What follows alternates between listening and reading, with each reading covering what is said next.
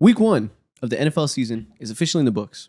And with that being said, what comes with that is a whole new set of narratives for us to react to. Mm-hmm. You know, we spent months thinking about what these teams will look like on paper, and on week 1, instantly, half of our preconceived notions are completely ripped away. We have to form all new opinions. So today, we're going to come up here and we're going to continue our series this week of overreacting to week 1, and we're going to talk about every single game on the week 2 slate and frame it by giving you guys one player on every team with the most to prove to us in week 2. Hell yeah. Now, mind you, half of my opinions I'm throwing out the window, maybe, right? It's still like, I need more time to prove that I was right. There's another half. Oh yeah, I'm dead set on those. I'm dead set. No, I'm very quick to change my mind. After 1 or 2 games, everything I thought beforehand watching no games, out the window. So today we're kind of, by talking about players with the most to prove, it's really talking about players that are, you know, making us challenge what we thought the team was going to be beforehand, either good or bad. So this is like things we're noticing, things that will tell us a lot in week 2 about what we should view these teams as going forward. Week 2 NFL, bro. Let's do it. Yeah, man. Let's get into it. You guys know how this works. Cue the intro music.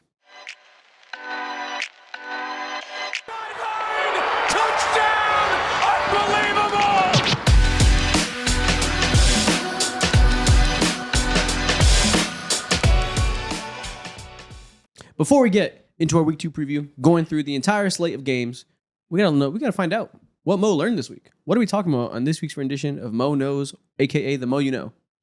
Wow. So, Mo, you know, my first official week into actually watching detailed football for like years, but really like this is different for me now because I'm watching widespread football. I'm not focusing on like a singular team or hometown favorites or nothing like that.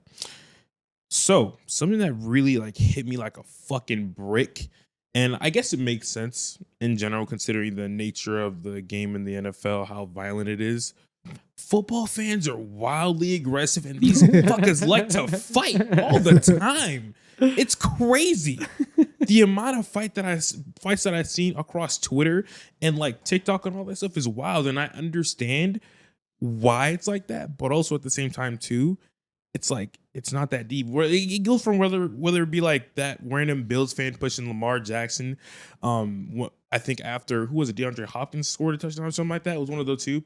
I didn't know that happened. Yeah, it was after Hopkins. And he got some fan pushed they touched Hopkins real quick, and then Lamar was passing by and he pushed Lamar, and then Lamar pushed him back. And then bro, he went online and had he read his apology. First of all, sounded like he couldn't read. And then, wait, the fan? Yeah. Oh, that's he went and was like, I am so sorry. I will never do this again, and I am so sorry for pushing Lamar Jackson. Did that. Had a neck brace on while he was reading it. No, he's trolling. No. Straight trolling, straight scamming. He was bad. But guess what? What happened this after dude, that? look at this. With the neck brace. No, he's 100% trollable. That's hilarious. Guess what though happened? Van for life. It didn't fucking matter, bro. So like things like this happening, I typically don't see in the NBA like basically ever. It's super rare for like fans to get into some actual physical altercation. Not lately. And also, but really what happens hella often is fans getting in fights with each other, bro. Now I understand it's football people. This is like what they live every day of their week for. You know, they wait for that Sunday to watch their team to get pissed drunk and just be acting all types of belligerent. I didn't know it was like genuinely like this from a week to week basis, but it makes sense. Shout out the violence of football fans. Shout out the violence of middle America football fans coming home from a week of hard work to take the edge off, and then you're a Chicago Bears fan and they piss you off. You just want to have a chill weekend, and then you got Caleb Williams throwing the ball out of bounds. A hot fight too. And next thing you know, you're just throwing haymakers, bro. Anybody getting it. If I was an oil rig worker that's a fan of the Miami Dolphins, I would also be trying to fight someone in the stands. I would also be pissed off. You know the scammers in Miami. They don't work in True. Wrong city to pick. But okay. So let's dive straight into our week 2 preview, talking about every single team this week and what player we're looking at. Or what position. I said one player for the title. It's really like a position group or maybe a side of the ball or a coach, whatever. Something that has a lot to prove to us in week 2. Yeah. Let's start with the Thursday game. Washington versus Green Bay. 2 teams that obviously had victories in week 1. When you're looking at Green Bay specifically, what do you want them still to prove to you in week 2? I feel like that offense still has a little bit to prove because like the defense was the star of week one, and like Michael Parsons came out, and they were fantastic, and they made sure that Detroit really couldn't get their run game going. Mm-hmm. And yeah, like Jordan Love, amazing first start, but they hit a really weird like slog and like they really were slowed down in the middle of that game. Like Jordan Love came out, started really, really fast, and you're like, oh, they're about to put up 45, 50 on these dudes. And then it slowly got like I don't know. They never really, really put their foot on the neck. It really felt like Detroit couldn't get anything going as opposed to, Green Bay's here. They're firing on all cylinders. And so I want to see the offense be more consistent throughout the entire game. I want to see Matthew Golden have much more of an impact and be like, keep showing signs that he's going to be receiver one. On Green Bay side, that's the number one thing I'm looking for. Yeah, it's so hard to pinpoint what are you looking for Green Bay to improve, considering like they dominated the ball on both sides pretty well for the most part against the first game with the Lions. But there's one thing that I do feel like would help their offense be more consistent, obviously, and I think it's just the run game. It didn't really feel well established. And obviously, like, they got it done in other ways, but I think if I'm poking holes and flaws, I think it's that end of the field or that back end of the field that I'm looking at, really. Yeah. They dominated defensively so much from the beginning against the Lions that in the second half, I think a big part of it was they just took their foot off the gas because like they didn't need to. There was no inherent sense of urgency in a shootout game when the other team has 0 touchdowns until the fourth quarter garbage time when Isaac TeSlaa makes the craziest catch I've ever seen in my fucking life. When that's the only score for the entire game, I think you naturally are in kind of burn clock mode. So it's the most to prove to us is still how they're going to be able to establish the run against a Washington front that isn't the beefiest. They lost Jonathan Allen. They're not exactly the most talented up front. Can we get Josh Jacobs going early and build the vertical passing game off of that and see a full 4 quarters of everything we want to see on that side of the ball? Because I think defensively, they impressed the shit out of us last week. So offensively, it was just a little bit of a second note for not any fault of their own, just that's the way the game went. Yeah. And I think and this isn't really something to prove, but like they had some injuries on the offensive line. It's a short week. We'll see what it looks like. Luckily, like for them, they're playing at home, so you don't have to deal with like travel or anything like that. But let's see how healthy that offensive line is, and then for if your O-line is good and everybody feels okay, are you able to respond again on the short week, have more of the running game? Because Jaden Daniels is obviously much more dynamic of a quarterback than Jared Goff is, and so even if you are getting pressure, he can run, he can make plays by himself. So like you're gonna be challenged in a much different way where it's like Jared Goff, as soon as you get him off the spot, you've kind of done your job, and he's going to do the rest. You have to play for the entire down, every single down against Jaden Daniels. So let's see what that looks like. And for the Commanders, the player with the most approved in this game, this isn't because you played poorly week 1 or anything, Josh Connerly, the rookie right tackle, you're the most approved in week 2 because you will be lined up against Micah Parsons for at least some snaps, depending on what his snap count looks like in this game. Jeez. They only played him on passing downs last week. I imagine they'll continue to ease him into it. There will be times where you will get your welcome to the NFL moment via Mike Parsons. Last week, he had like a 25% pressure rate against Penei Sewell, the best tackle in the conference, maybe, and he was still kicking his ass consistently. That is a top-end pressure rate. I imagine they'll move him around on both sides of the ball, so Laramie Tunsil will see him, and Josh Connerly will see him.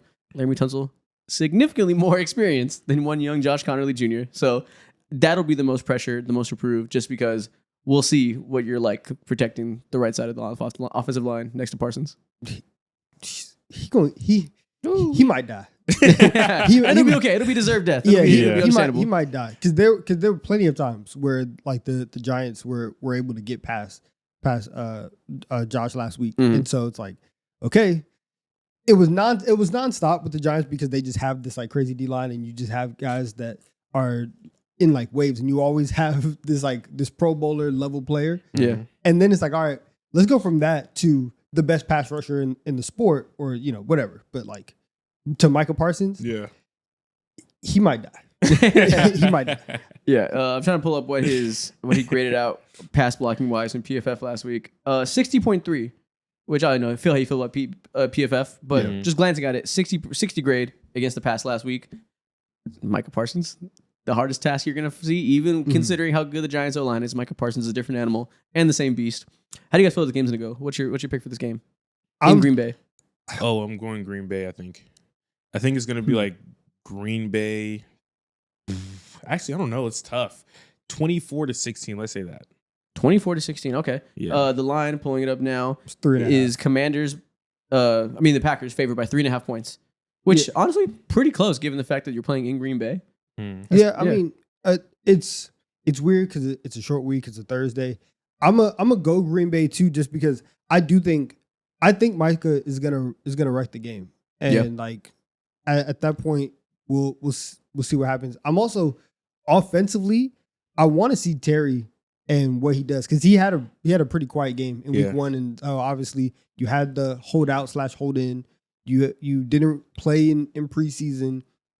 Can you get up to speed very quickly? Because like Debo had a really good game. Yeah. I'm not expecting Debo to have 7 catches for 77 yards. Like he looked like a receiver, whereas most of the time you think Terry's going to be the guy who looks like the receiver, and then we're going to use Debo in a bunch of different ways, screen game, stuff like that.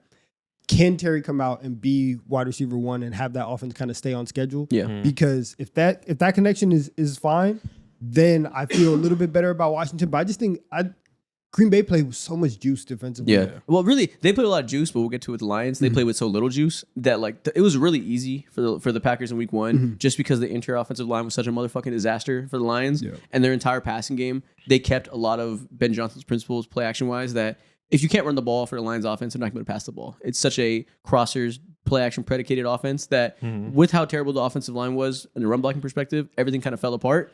This would be a good test because, listen, in week 1, Mr. Bill Krosky Merritt was one of the most efficient runners in the NFL. I think PFF actually graded him the best running back in the NFL in terms of what they look at and grading who made the right read in any given play. On a per play basis, he was pretty damn exceptional.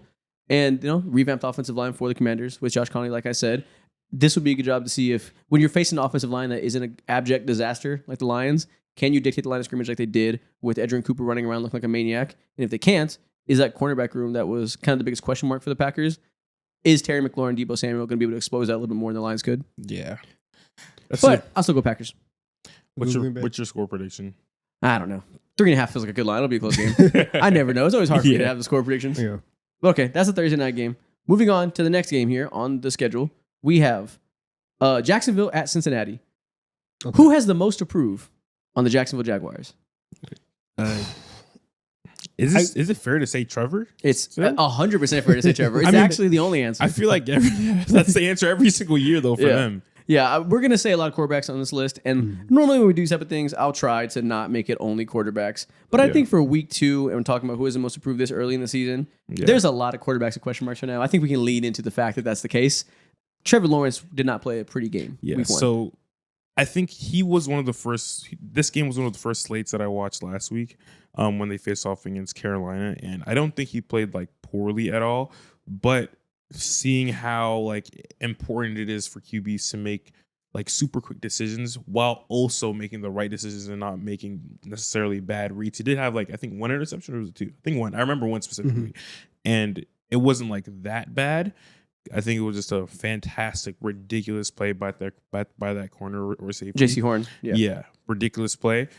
I think he played like decently, but there's a lot more left to go ahead and improve, and there's a lot more meat on the bone. I think there were several plays that he missed when it comes to receivers being somewhat open. I'm glad you're nice to Trevor Lawrence. I think he played pretty fucking poorly in week 1. I was not so medium on my opinion of him week 1. He missed a lot of throws. The accuracy continues to be an issue. Yeah, there's the interception of J.C. Horn. That was one that like everyone's like, you throw it a little more juice on it, underthrow it a little bit less. That's a walking touchdown for Travis Hunter, 75-yard. We're having a whole different conversation. Maybe that is true. Maybe you could have put an inch of more air on it. Shoulda, coulda, woulda. You can play that type of like game of inches game with every play in football. Yeah. So I don't hold that against him because J.C. Horn made the most ridiculous catch ever. Exactly. The way he stretched out and got every inch of his vertical up there. Yeah, I'm not mad at that. But he missed a lot of throws. I think if you go back and watch All 22 and just watch Brian Thomas Jr. the whole game, you're gonna be like, damn.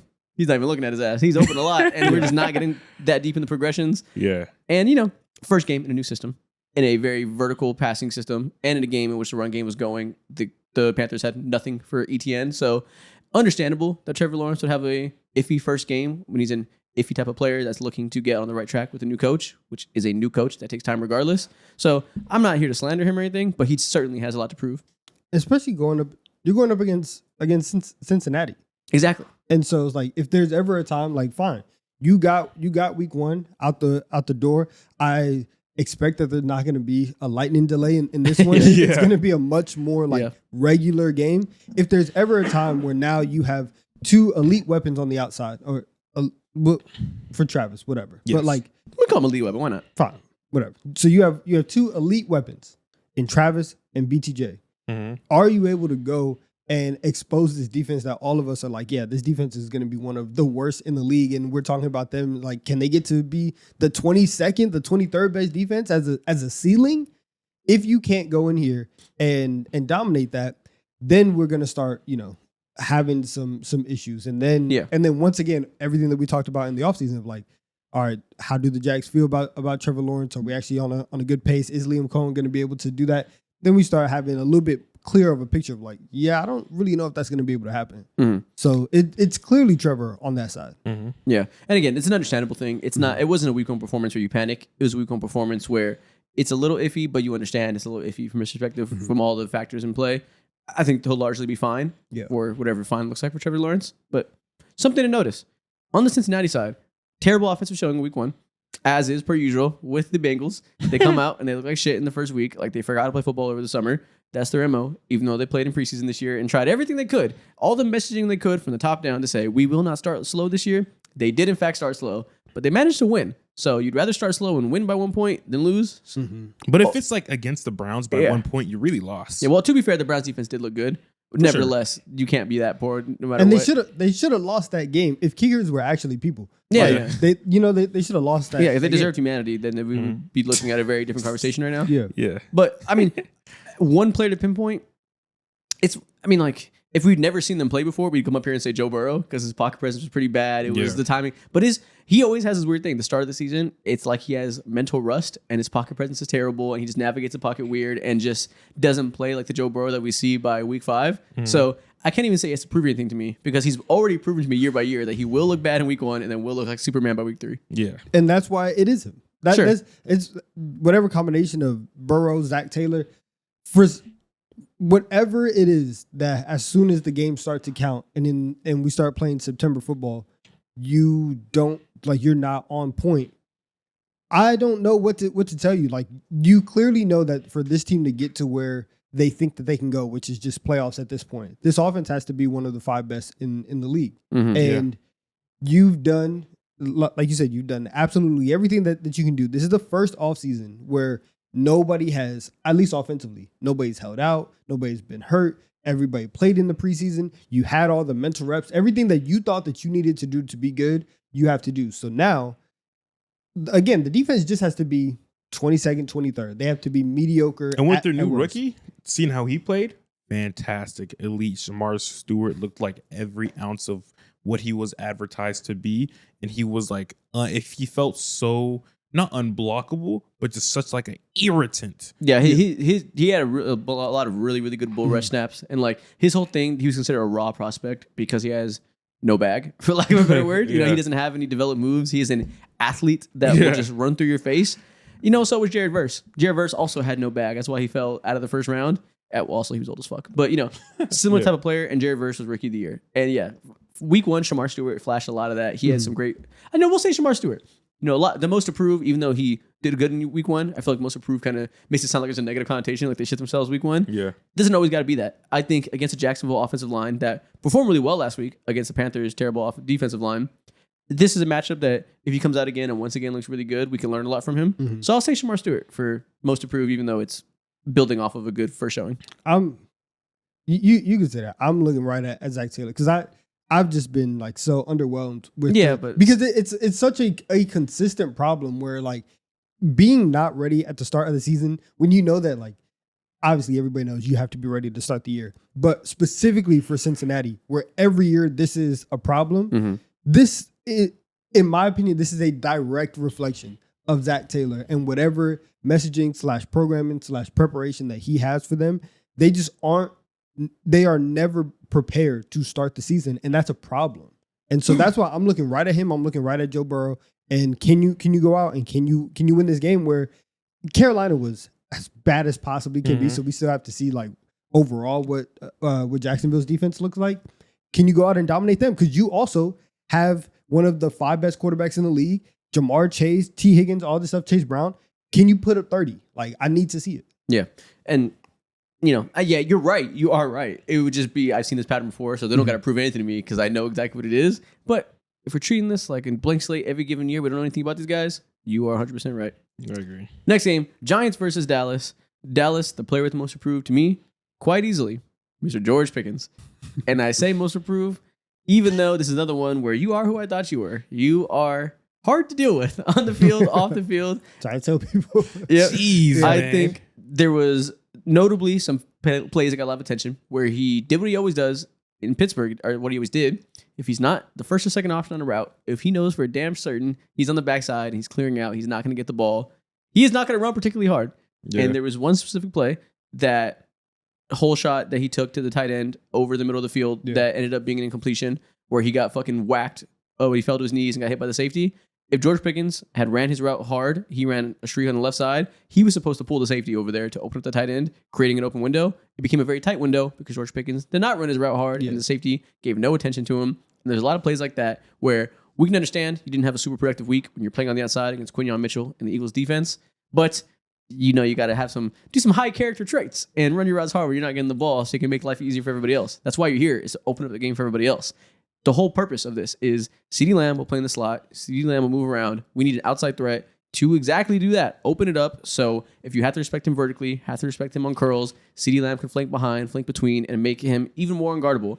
If George Pickens isn't trying when the ball is in his hands, then that negates the purpose. Do you like money or not?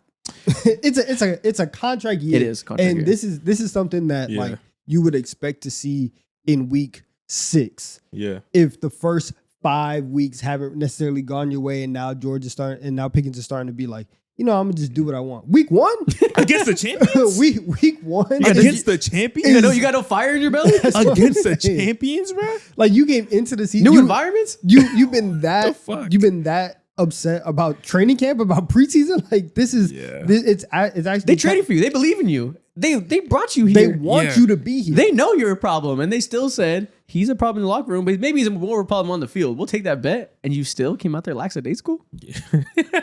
What? on day that's what I'm saying. On day 1, Yeah, is ridiculous. That was so shocking to me. Of course, like I heard you guys talk about all like you didn't really dive too deep into the problems that he had in Pittsburgh and how like it was just like he was a drama queen or whatever. But seeing all the plays that he took off and how he was just like was giving 50% instead of like a whole 110%, or hell, maybe even like 80% when he knows he's not going to get the ball is damning. Like hearing all the things that you said makes so much sense considering like someone like him opens up the space, opens up the floor with his quote unquote gravity. I guess I'm pulling out of basketball terminology. That is what it is. Like, yeah, it's directly correlated. It's so damning and so irritating because I see so many like potential plays for a couple extra yards just being left on the bone because his defenders knows like, oh, this dude just doesn't care. He's like, his head is not in the game. I'm gonna go ahead and mind my own and like leak off and get help, apply more pressure on whoever. Yeah. So Bro. I have all the faith in the world that if things click and we aren't seeing him be like held back by the mental stuff, that him and CD will be lethal. They will put up numbers, definitely more than they did in week 1. They will not face a hellacious defense of that every single week. In fact, the Giants is a secondary that they should be able to carve the fuck up. So I'm very hopeful for a bounce back week, but we got to see it. Bro, the quarterbacks that Pickens played with, these quarterbacks in Pittsburgh: Kenny Pickett, Mitch Trubisky, Mason Rudolph, Russell Wilson, Justin Fields. See, you know what he is? He has PTSD. He's already wired to be mad at that situation. So this is, and I think he even said like Dak is like the first real quarterback that he's ever played with. And so take advantage of this opportunity. Like, please. He doesn't know how to act in a good environment yet. He doesn't understand that the quarterback will not sell him every play. He has like built a shell around himself to be mad all the time because he knows that person will sell him, make him make less money. He'll learn over time. He'll learn to love. Yeah. Chicago at Detroit. Very big game. Obviously, two teams that stunk it up in week 1. Oh, wait, we didn't even talk about who has anything to prove on the Giants. Is there anybody? Chicago at Detroit. Obviously, Detroit is coming off of a game in which their entire ethos as a team fell apart. Everything that Dan Campbell wants to do That's so funny. Yeah. post Ben Johnson and maintain some of the things that Ben Johnson brought while also maintaining the philosophy that Dan Campbell brings. You know, he plays part of that too. they want to continue to be a pound the rock team that is built through the power of the run game, the offensive line, and how they utilize play action off of that with Jared Goff playing to his strengths. Not a single element of that worked well in week 1. I think the person with the most to prove is center Glasgow. Graham Glasgow played an absolutely atrocious game. I noticed that when I was watching the game the first time live without watching all 22, and then I went back and I watched it, and I was, oh my God, he's worse than I thought. Then I went and looked at numbers. PFF graded him the worst offensive lineman in the NFL. I said, oh my God, my eyes did not deceive me. That is a 32-year-old right guard playing center for the first time in his career, and it looked like it. There were so many assignments that he completely blew, let alone just getting ran through by Adrian Cooper and not blocking his guy. He was straight up missing guys and blowing up the play before it could begin because he is not getting to his assignment, because he does not have the mental rhythm in place to play center because he's never fucking done it before. It's kind of an insane decision to make your 8-year vet play center for the first time when that's like the core of your team. And it worked out exactly as poorly as it could have. Yeah, I went with him and the entire like interior. Yeah. Like the entire interior is what it is, because and we talked about it on Monday.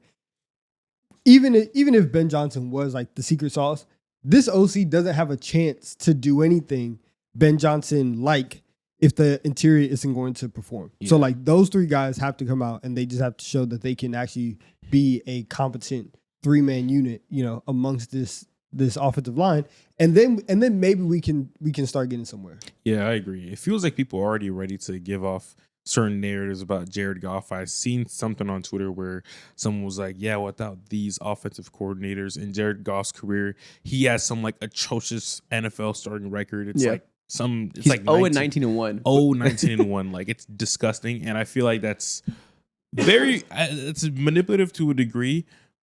And I agree with you guys. I think I'm definitely looking at that online, because it's like, how do you ask any QB to go ahead and like make any type of production when he's getting like heckled every single possession? Yeah. Like when we call him a Ben Johnson merchant, and like as like a half joke, what that means is Ben Johnson came in with the perfect system to utilize Jared Goff, which is his skills of play action. Jared Goff is incredibly smart, will make the right read, and he can turn his back to the defense and diagnose a play fast. That's his sauce. He does not have legs, does not have a crazy arm, good arm, not crazy arm, but he has a very good brain.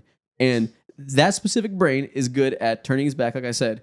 If you turn your back and there's defensive linemen in your face immediately, it doesn't matter how good your brain is. You're going to get fucking throttled. And he is not particularly special under pressure to make up for that lack of optimum situation. So if you don't have the running game to build off of, you don't have a QB that's good without the running game, improvising plays, making people miss in the pocket, everything falls apart real fast. It's over.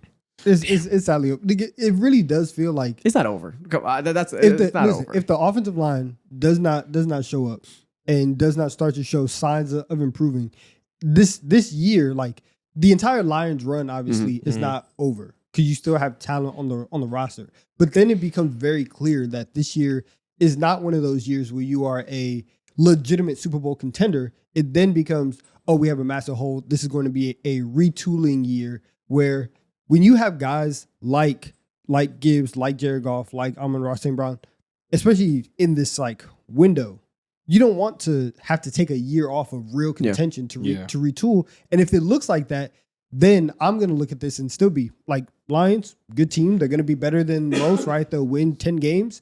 But it's a very real scenario where, oh, you might either lose in the first round or you might not make the playoffs, because the NFC North is as competitive as any division. So you really don't have a lot of room for error. So they have to show up. Yeah, I think there's still plenty of reason to be optimistic that Graham Glasgow can get better at center after playing more than one game there.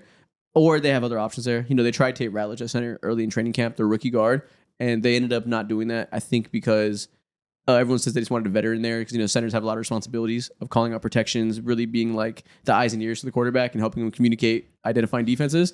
So it's hard to trust a rookie to do that when he has never played the center position before. They could try that, though. They could try that and like have the guard handle responsibilities. Teams have done that before with young centers. So that's a possible thing to do. They have a backup center that Detroit fans will tell you at this point he's probably fucking better than Graham Glasgow if Graham's playing this poorly. So there's options to bring it together. And I think if they get competent play on the interior, everything will come together pretty fastly and look solid. Even if they don't have the wizardry of Ben Johnson, it'll be way closer to regular and the talent can take over from there. So I'm not ready to call them cooked, but it's cooked adjacent. It's getting there. What about the Chicago Bears? Who is the most approved on this team? Man, you know who it is. It's your guy. The guy who you have. Your man. Rome Odunze? That was your No, He needs to man. run faster. No, not Rome. Not Rome. It's that man, Caleb Williams. Yeah. We haven't been able to talk about this at all because we recorded last episode Monday morning, and then Monday night came around, Yep. and first quarter we were, oh my god, Caleb Williams hit the leap. This is the Yeah. fastest man alive. How is he moving like this in the pocket? He looks like Lamar Jackson escaping these tackles. He was making elite edge rushers miss constantly. The pocket movement was crazy. They scored a touchdown early. It was like, wow, Ben Johnson, he's here. And then we got to the end of the second quarter, in the third quarter, in the fourth quarter, and the game script ran out, and they had to run their offense as expected without the, The script. the benefit of the script to carry them early. And Caleb Williams. I keep saying Caleb Johnson. Why the Yeah. fuck do I do that? I don't know. Caleb Williams missed throw after throw after throw. And I think so everyone right now is freaking out like he's the worst quarterback to ever play. It's cooked. The season's over. He's going to get benched by week 4. That's crazy. A little much. I understand it given the expectations and the spotlight and how ugly those misses were. There was some good, some bad. Like I said, he did look like an amazing athlete. His improvisation ability was crazy. He made one throw on the sideline that was like, that's why you're Caleb Williams, number 1 overall. Yeah. All the stuff with his legs and the improv stuff was great. All the pocket stuff, man, was it bad. And and that's why it's like for guys like JJ McCarthy or like Michael Penix and other guys in his draft class, it's okay. We have a little bit of time, right? Especially for those 2 guys who didn't really play last year. Mm. It's like, okay, we'll be patient. For JJ McCarthy, yeah, maybe we should give him more than a half of football before we start saying that he's trash. Caleb, you were here last year. You are one of the most highly touted prospects of all time. Now is the time as ever to show that like you can make simple reads, simple throws. Yeah. And it is starting to look scary because a lot of people gave him the benefit of the doubt last year because the situation was what it was, and people end up getting fired. Then you have reports afterwards about from him saying the way that he felt that he was treated. Been some more reports on the opposite side. Everyone's saying different things, and all it proves is just that last year was completely dysfunctional, and nobody was really on the same page of what you were trying to do. Now you have another guy in Ben Johnson who comes in and everybody thinks is boy genius everything. Can you get it done? It's like you're the number 1 pick for a reason. You have to do it on a week by week basis, and missing the throws the way that he was missing was ugly. Yeah, it's so funny and interesting hearing these takes about Caleb Williams. This might be the worst quarterback ever. Caleb. by the way. When he says that, he's referencing a tweet on the screen right now. It says Bryce Young and Caleb Williams should meld into a single being. Wait, why would it be the worst quarterback? Doesn't Bryce have the good brain? They're both playing horrendously. But right. Bryce has a good brain and Caleb has the body and the No, he's physical right. tools. I see it. If Caleb Williams had the processing and accuracy of Bryce Young with his ability to handle pressure and like improvise, he'd be a lot better. Now it'd be the worst quarterback you ever seen if Caleb Williams had Bryce's body. Then it's like then he'd be Bryce without the accuracy. just straight up Bryce. Yeah. But yeah, seeing all the pre-draft just discourse around Caleb Williams now, because obviously I wasn't paying to football back then. It's so interesting hearing you talk about how, he has certain abilities, certain skills that a lot of people just like, a lot of more quarterbacks more often than not don't have the ability to do. Like that outside throw that he made to DJ Moore, spectacular. It was like, I don't want to say certain names of quarterbacks who can only make that throw, but it's not that many. And I see that athletic ability, it's raw. But then also on the other side of things too, seeing how he just can't do pinpoint things, like the most basic quarterback things when it comes to just throwing out I don't know if it's a screen pass or what, but not giving your players an advantage by throwing simple, accurate passes either quick enough or, again, just like more accurate enough is damning because there's just so much meat on the bone. And then that's like just the base level layer of the entire conversation. The next layer, of course, is all the other possibilities and misreads that he made. Yeah, I think people were treating the Caleb Williams performance with like very little nuance, and I feel like he's like the most nuanced prospect we've seen in a long time. Yeah. So like the surface level take is true, right? That like he played poorly and needs to play better. Otherwise, he's going to be a bust pretty soon if we don't see improvement at these things by the end of the season. Like that is true, but it's like, yes, he struggled with the easy stuff. He was fucking exceptional at the hard stuff, and we've seen prospects before that like have the similar development path, and it's like before the game one, we all understood that the Bears in general, with Ben Johnson coming in and with Caleb coming in, first year Ben Johnson, would take time. Nobody was picking them to contend for the division because we knew it would take time and that we have to see how it develops as we see these two get a connection together and teach the best things into Caleb Williams while harnessing his strengths and all this stuff, right? We kind of understood that the whole offseason. And then one game comes around and we see the downside of a developmental quarterback and we're like, okay, well, maybe he should die. Maybe he's the worst.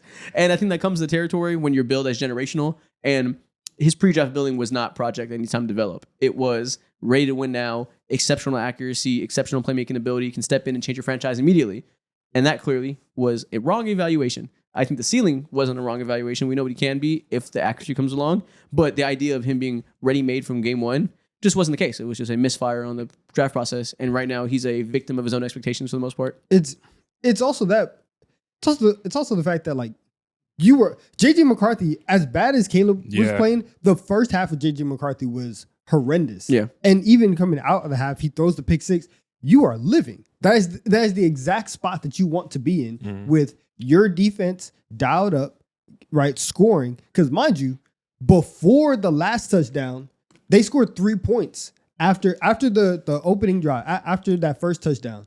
The offense scored 3 points, right? Because they had the pick six and they were there. And so you got to a certain point where like if there was ever a time where you can just take the easy stuff and play the game on easy mode and just get to the end of the game, it was in that situation. And so I think for the Bears as a whole, it's extremely disheartening that you had a game script go that way and then you end up losing it with JJ McCarthy on the opposite side. And you literally set the stage and allowed JJ to have this Disney-like storyline where, you know, we go into halftime, he throws the pick six, and then like you're gonna have the scene where like Kevin O'Connell comes over and he's like, "You're still my guy, like I still believe in you." And then he's like, "I can't do it, coach." And then now he's just like, you know, a top 10 pick. Yeah. That's the worst part about this entire thing is that you ended up losing that game at home with the game going that way. Yeah, I think it is very disheartening. I'm just not ready to panic yet. And so like if we get to week 5 and there's no improvement and he looks like he just cannot execute this scheme, I'm like, okay, that's a problem. Like you need to hit a certain baseline. Like we can be patient with you. You can need time to develop, but you can't be, I'm horrible while we wait for you to develop, right? Like there is a certain level of expectations that is valid from a number 1 pick. Like you need to be showing improvement. You need to be good. You need to be good enough. You can't be a year 2 non-starter caliber player, right? So I'm gonna give it a few more weeks. If we see this in week 5, like I said, I'll panic. For now, I'm gonna notice that like I'm a little concerned, but it is Brian Flores. It is one of the hardest defensive coordinators to play against. It is game 1 in an offensive scheme that you never played in before. That is starkly different than anything you've ever done. He's never played under center really at all. He's never played for a coach like this with this type of meticulous detail that expects him to be so focused on completions and creating easy opportunities for yards after catch. Like he has to rewire his entire play style to execute this system that is wholly unique from what he did in every other phase of his career at every level of football. So I'm going to keep that understanding and know it will take time. But you can only have so much time, so I'm not going to make excuses forever. I agree. Don't give up hope. Not yet. Yeah. Notice, but don't give up. Exactly. Who's going to win this game? Chicago at Detroit. This is going to be a super juicy game. I'm gonna go Detroit, but I don't think that they cover because the line's at 5.5. So I'll say Detroit by 3. Actually, no, we'll go 4. Detroit by 4. The Chicago defense was really fucking impressive. That secondary undermanned without Jalen Johnson and without Gordon, kind of shackling those Viking receivers fill out the game. Yeah. I don't know. And by the way, those corners will be back next week. So I'm interested to see how that goes for Detroit. I also think like, especially with Caleb. Yeah. With Caleb and with JJ, the lack of an explosive run game, like that really helped Minnesota in the second half. It really hurt in I already mentioned that DeAndre Swift is blind. You're right. Yeah, so if DeAndre Swift isn't going to be back there getting 7-8 yards a carry and really setting up the helping Caleb and helping the offense stay very much on schedule, that's where I think ultimately like that's why I think Detroit is going to win the game. I still do think that they can be explosive because I think that Jahmyr Gibbs is amazing and he's going to be able to create some stuff for himself. Mm-hmm. So that's why I think Detroit wins the game is their running game, and then that after that allowing Goff to get kind of settled in. Okay. New England at Miami. Who has the most to prove on the Miami Dolphins? On the laundry list of bullshit that went on this last game, if you pinpoint one player that can fix things, who has the most to prove? I don't know if one player is like good enough. That's just so hard. And I will say that for like literally both teams. Outside of like Trayvon and Henderson, everyone for both teams, all 100 players, bro. Everyone has hella shit to prove. Coaches, Mike Vrabel, everyone. No one has any type. Nobody's safe in this game. Yeah. For the Dolphins, it's clearly Tua. Like, can you?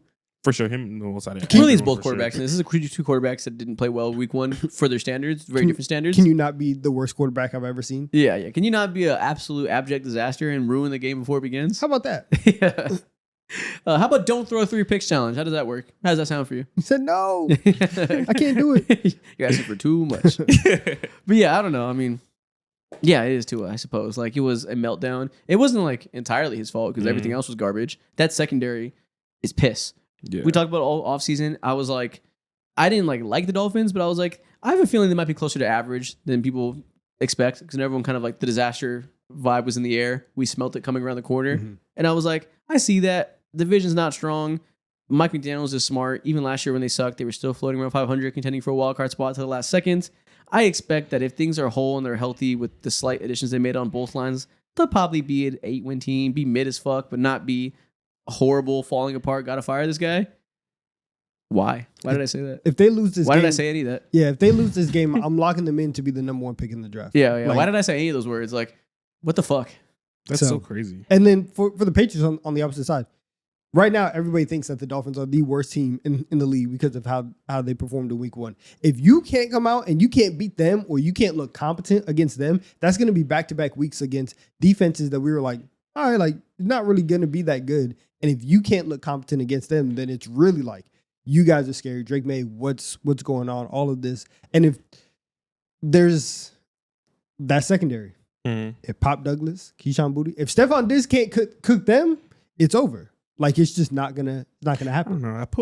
I feel like I pay a little bit more attention to Mike Vrabel, and then also like you said, those vets on that team too, because that's supposed to be the like number one thing in my mind that's like helping this team like turn the corner quite a bit. Because seeing how I almost felt like their first game against the Raiders, they punted it away and they couldn't like hang their hat on absolutely nothing. Of course, like Drake May, there's so much like room for growth and development, but I feel like with him, he's like not the number 1 concern for me personally. Yeah. If I would say one player the most to prove, obviously Drake May is always a quarterback when he's young. That goes without being said. I want to see Will Campbell have an impressive game. This Miami Dolphins defense has edge rush talent. Like, when everybody's there, they have people that you need to pay attention to. They have Bradley Chubb. They have Chop Robinson. They have a good group there.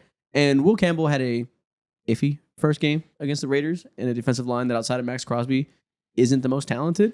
And we know this Dolphins secondary is piss, and it will be piss all year. And if they can hold up front and not get beat by the Dolphins pass rush, this goes for any team. If you can block those edge rushers, you will have a good offensive day. You will light that secondary the fuck up. So I want to see Will Campbell have a really strong day and kind of bounce back and show that there's a reason he was the first offensive lineman off the board.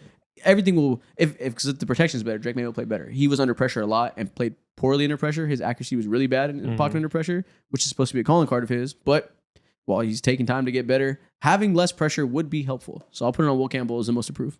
Very fair. And then obviously Tua for the Dolphins. Yeah. I do not care who wins this game, but I hope the Dolphins to win it. I think the Patriots. I mean, the Patriots win it. Yeah. I'm going, actually, no. I hope the Dolphins win it because I hope they're not an abject disaster. But it would be the most fun disaster in the league. It's not. No, it's the least fun disaster. That was not fun. It's a depressing disaster. That was not fun. But I have Devontae Chain in Dynasty. I'm going with I New England. guess so. That's for greedy reasons, I guess. I want to see them be regular. Okay. 49ers versus Saints. Who has the most to prove to you on the New Orleans Saints? That entire O-line. Every week I'm gonna go into the game and say like, can you show me something? Because Spencer Rattler, like, he was fine. He made some throws that like actually were pretty nice. But he's one of the ugliest deep balls I've ever seen. It's okay. It's okay. We're not asking him to be franchise guy number 1, but like, get us through some times. But the only thing that I feel like we're looking for with New Orleans throughout this entire year is really the offensive line, and that was kind of the calling card. And it wasn't obviously like, Arizona, they revamped their defense, and so week one it was a better showing. But I would like to see, once again, I would like to see New Orleans kind of hold up with all of the investment that they made on the offensive line. Let me start seeing you guys put it together, because it wasn't necessarily all there in week one. Yeah. San Francisco's so interesting. Who has the most approved? Because they're so injured now. Yeah. Like George Kittle's out. Ayuk's already out, obviously. Brock Purdy's banged up. We might see Mac Jones. Like, I guess there's no person that failed in week one that I say I want to see you do better in terms of like there's a target on your back, improve. Ricky Pearsall, you're the guy that's left standing. I want to see you continue to build off of an incredibly strong first game in which you had some impressive vertical routes where you were beating your man and creating a legit playmaker on that field that can be someone that can not just be schemed up touch-wise. You can make a play. I want to see him continue to build on that. Yeah, dude. I feel so sorry for Niners fans. Like, not even getting a real opportunity to see your team. You saw your team damn near fully healthy for the first time, but it lasted like for 2 seconds because George Kittle, of course, he's out for, I think, the next 4 weeks. And then Brock Purdy having his shoulder injury and a more so serious toe injury. We might even see him on Sunday. We might not even see him. That's a real possibility. Actually, no. CMC is the most approved on the 49ers. He got a lot of work in week one. Looked pretty good as a pass catcher. Looked a little slow as a rusher. It didn't look too explosive. Coming off of that calf injury that popped up in the last week of the preseason. Let's see him continue to stay healthy. Continue to get more and more like CMC. Continue to see if he does still have the juice. Because the question is who has the most approved, not who's the biggest failure, not who is even necessarily under pressure. Is who's going to prove something to us. Prove to us you're still CMC. Prove to us that you can lose weapons on the outside, and as long as you and your franchise quarterback are there, you will be able to beat a shitter team like New Orleans. Because they're going to give him the opportunity. Like he had mad touches in week one, so let's see. And he didn't play like horrendously, but if there was a previous year, it was an offensive player of the year. Yeah, if there's a previous year and CMC had 25 touches, we'd be like, oh shit, he has 226 yards. This is a dominant player. It wasn't quite that. Buffalo at New York. Who on the Bills has the most approved to you? And it better be a defensive player. it's their entire safety unit, but specifically Taylor Rapp. Yeah, Taylor Rapp is the right answer. Yeah, but like they had, oh my goodness, they had a terrible day against Baltimore, and so you go into a game where you don't have to face Derrick Henry and Lamar Jackson. And I know everybody feels very good for Justin Fields right now. He had a great first game. You should be able to have a little bit of success against Justin Fields in this game. And if we come out of this game and we still think about you as the worst safeties in the league, that's going to be a problem for Buffalo long term. So Taylor Rapp, what are you prepared to do? Because, I mean, it's like, is it about to be DeMar Hamlin time? Like, oh, damn. I don't know. And so we just need to see more. The interior defensive line, they also didn't have a good day against the run on the front either. And so I guess most approved, I don't know who I pinpoint because it's like a pretty like balanced group there. They don't have like one guy that's going to come in and fix it. Let's throw it at both the rookies. If they get a chance and really contribute, they have a lot to prove because they're facing a Jets team that was exceptional as a run offense last week. Their offensive line is fucking insane.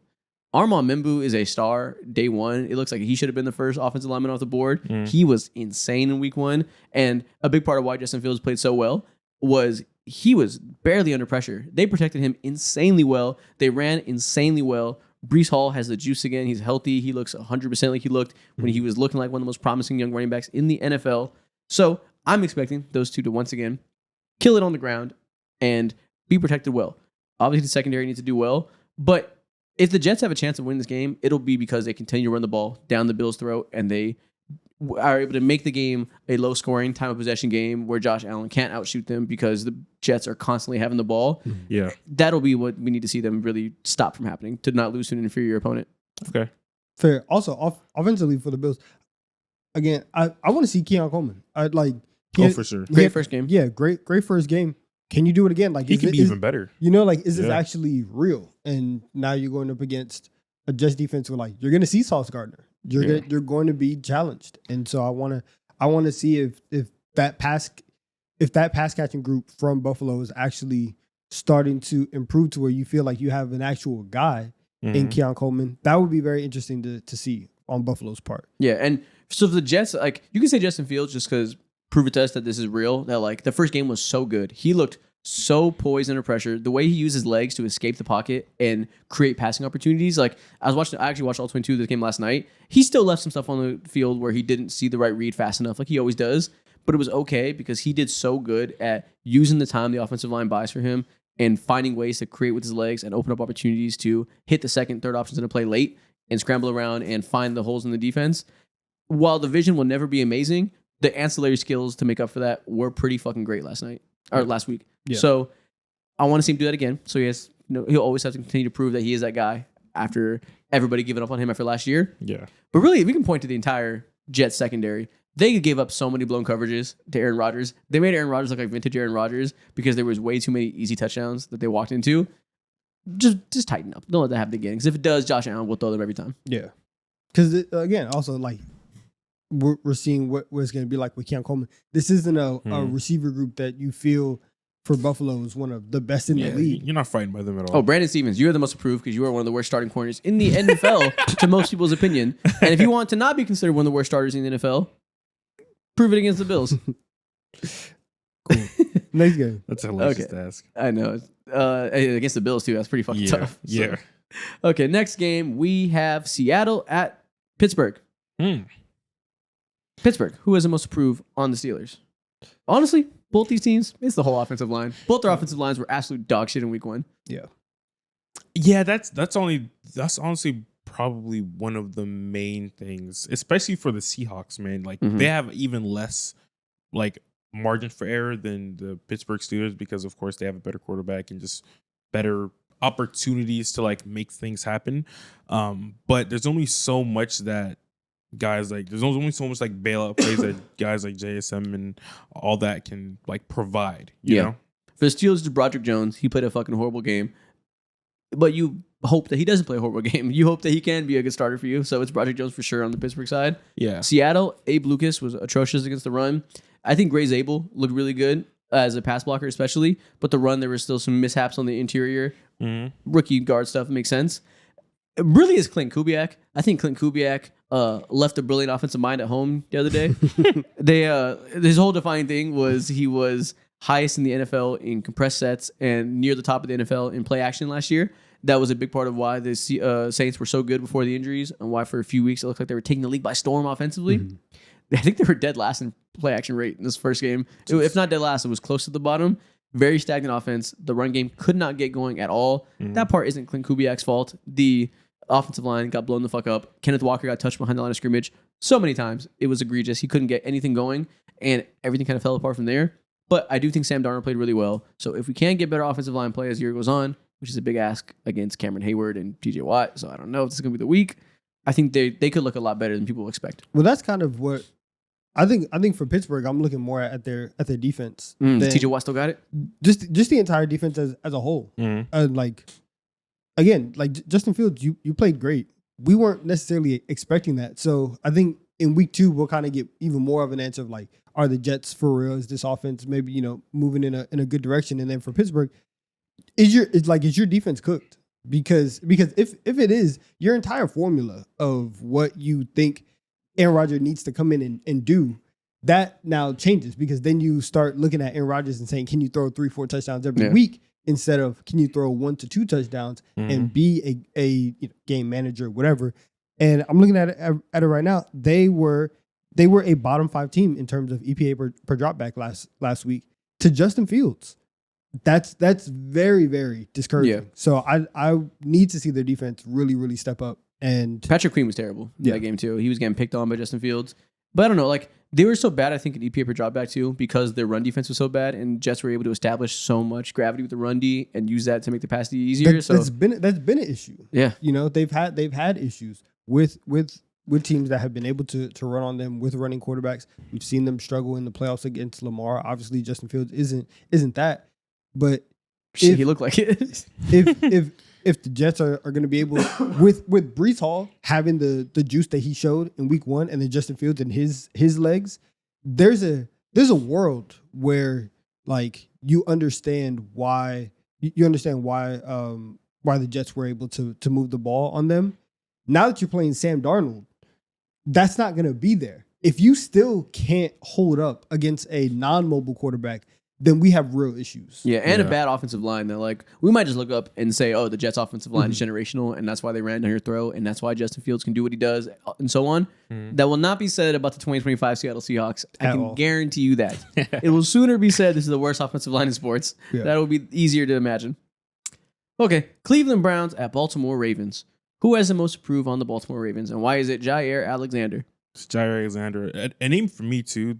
One of the few players that I was able to key and pinpoint on is Roquan Smith. Apparently, I did research on him because I'm just like, I thought this defense was supposed to be loaded like all around. Yes. And Roquan Smith was specifically is a great player, but I found out he has a tendency to start out the season really slow, and apparently he's like always out of shape and has to play himself into games, which I think is just a pretty normal thing. But specifically for him on this Baltimore Ravens defense, it seems like a real Achilles heel at times.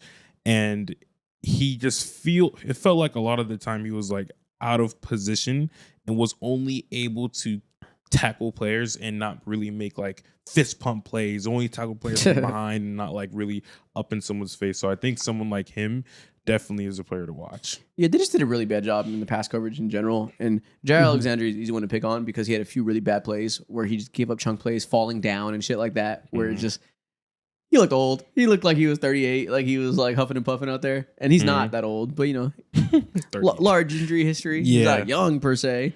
And the whole idea of why this team can be so stacked is the secondary. Because they have Kyle Hamilton, they have Malachi Stark, who we think will be one of the best safety duos in the NFL, probably number one. And they have supposedly 3 really good corners. If Jair Alexander can play really well, without that, then you're like, damn, I got to put Marlon Humphrey back on the outside. That's not where he's at his best. And Nate Wiggins is good and promising and up and coming, but he's young. And like, if Jair Alexander is a miss, now you have a QB1, QB2 problem, and you're like, CB1 or CB2 problem.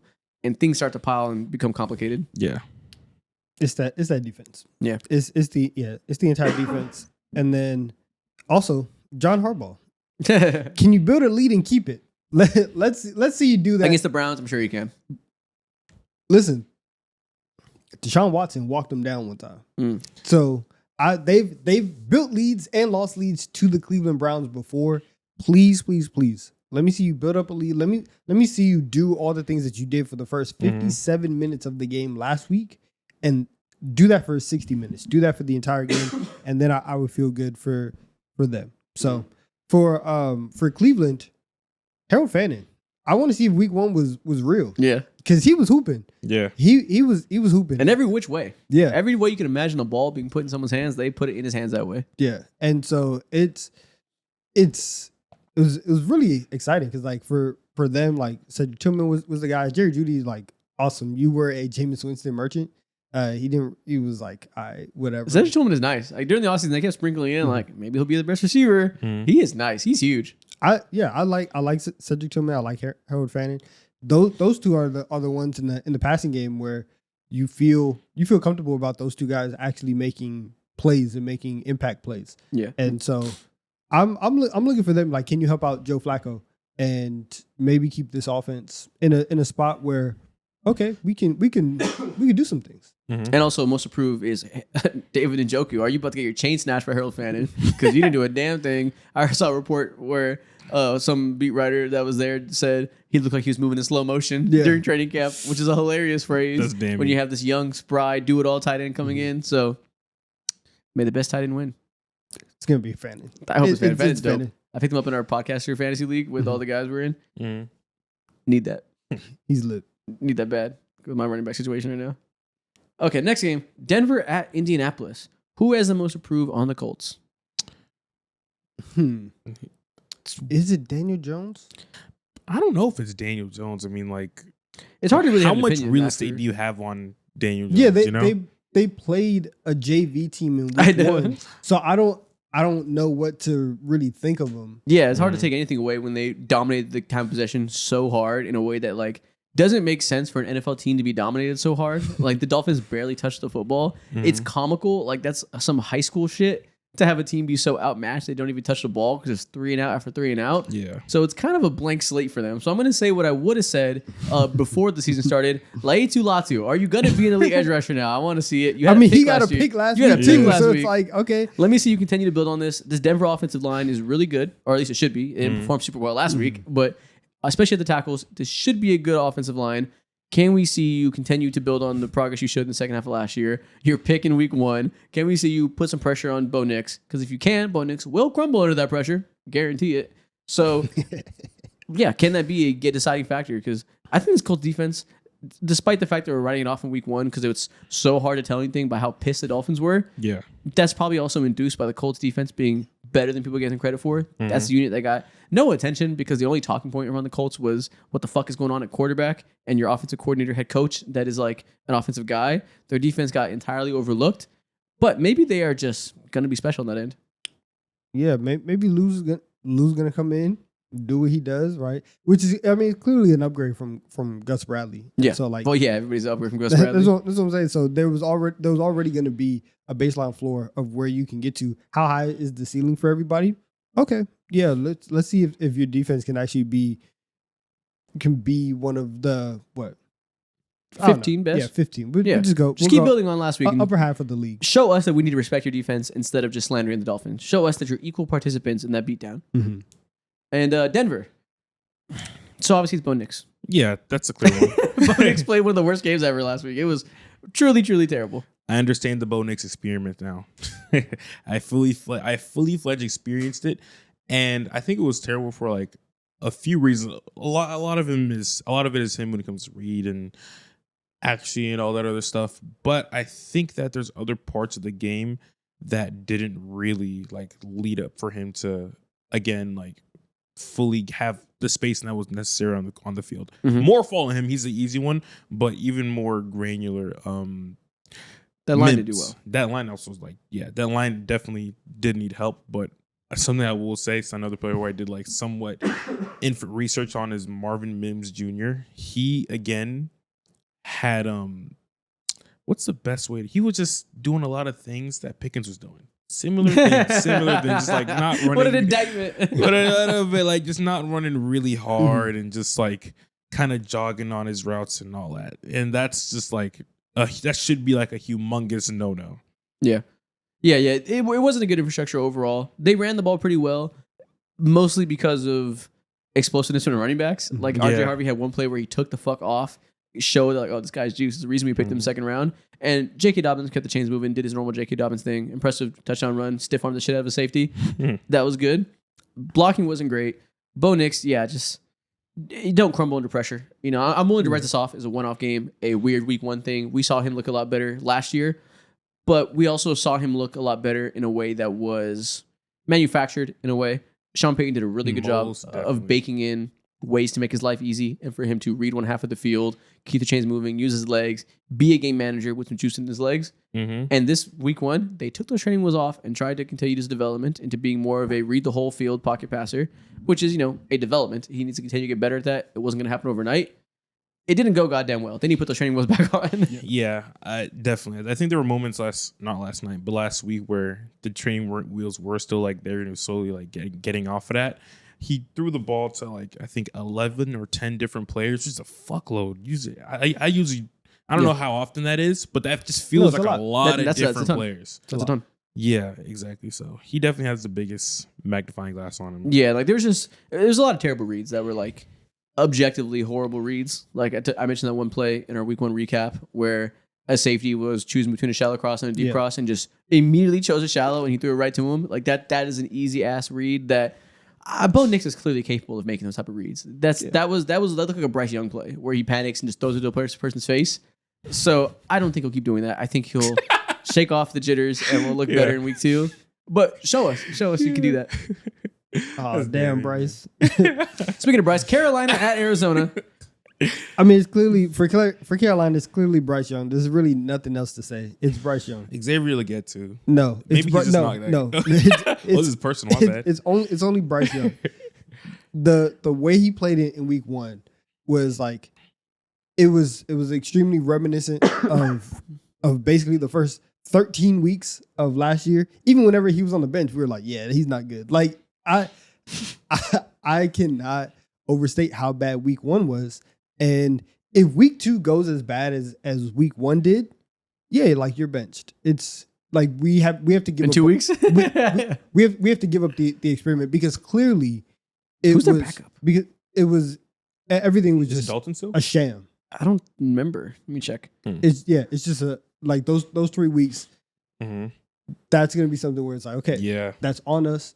We over extrapolated to the absolute max because you were the number 1 overall pick. We wanted to believe It is Dalton. we wanted to believe in the processing traits, in your ability to be this hyper efficient point guard. But if you have the physical traits that he does, and then you also combine that with bad processing, you just aren't an NFL quarterback. Yeah, it's just so hard, man. Like he showed some good throws Yes. this last game. Like there was a lot of throws with touch to the sidelines, doing the things he normally does. The flashes were there of why this could work.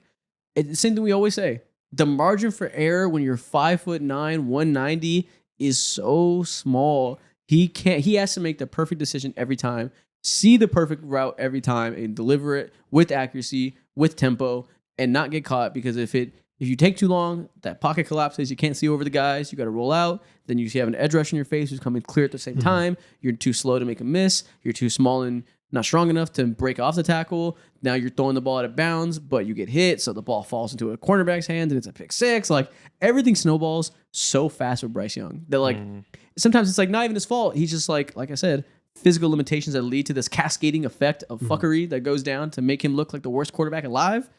And then you do things like throw the ball out of bounds on 4th and 1, panicking under pressure to add on to the physical limitations. Now you have mental limitations because you're panicking, probably because you know your physical limitations and you're scared of that coming out. So you're trying to make that not happen. Now you're overthinking it.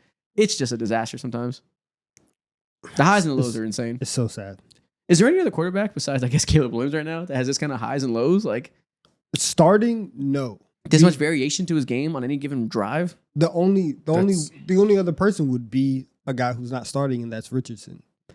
Yeah. Oh, we don't see the highs nearly as much, but yeah.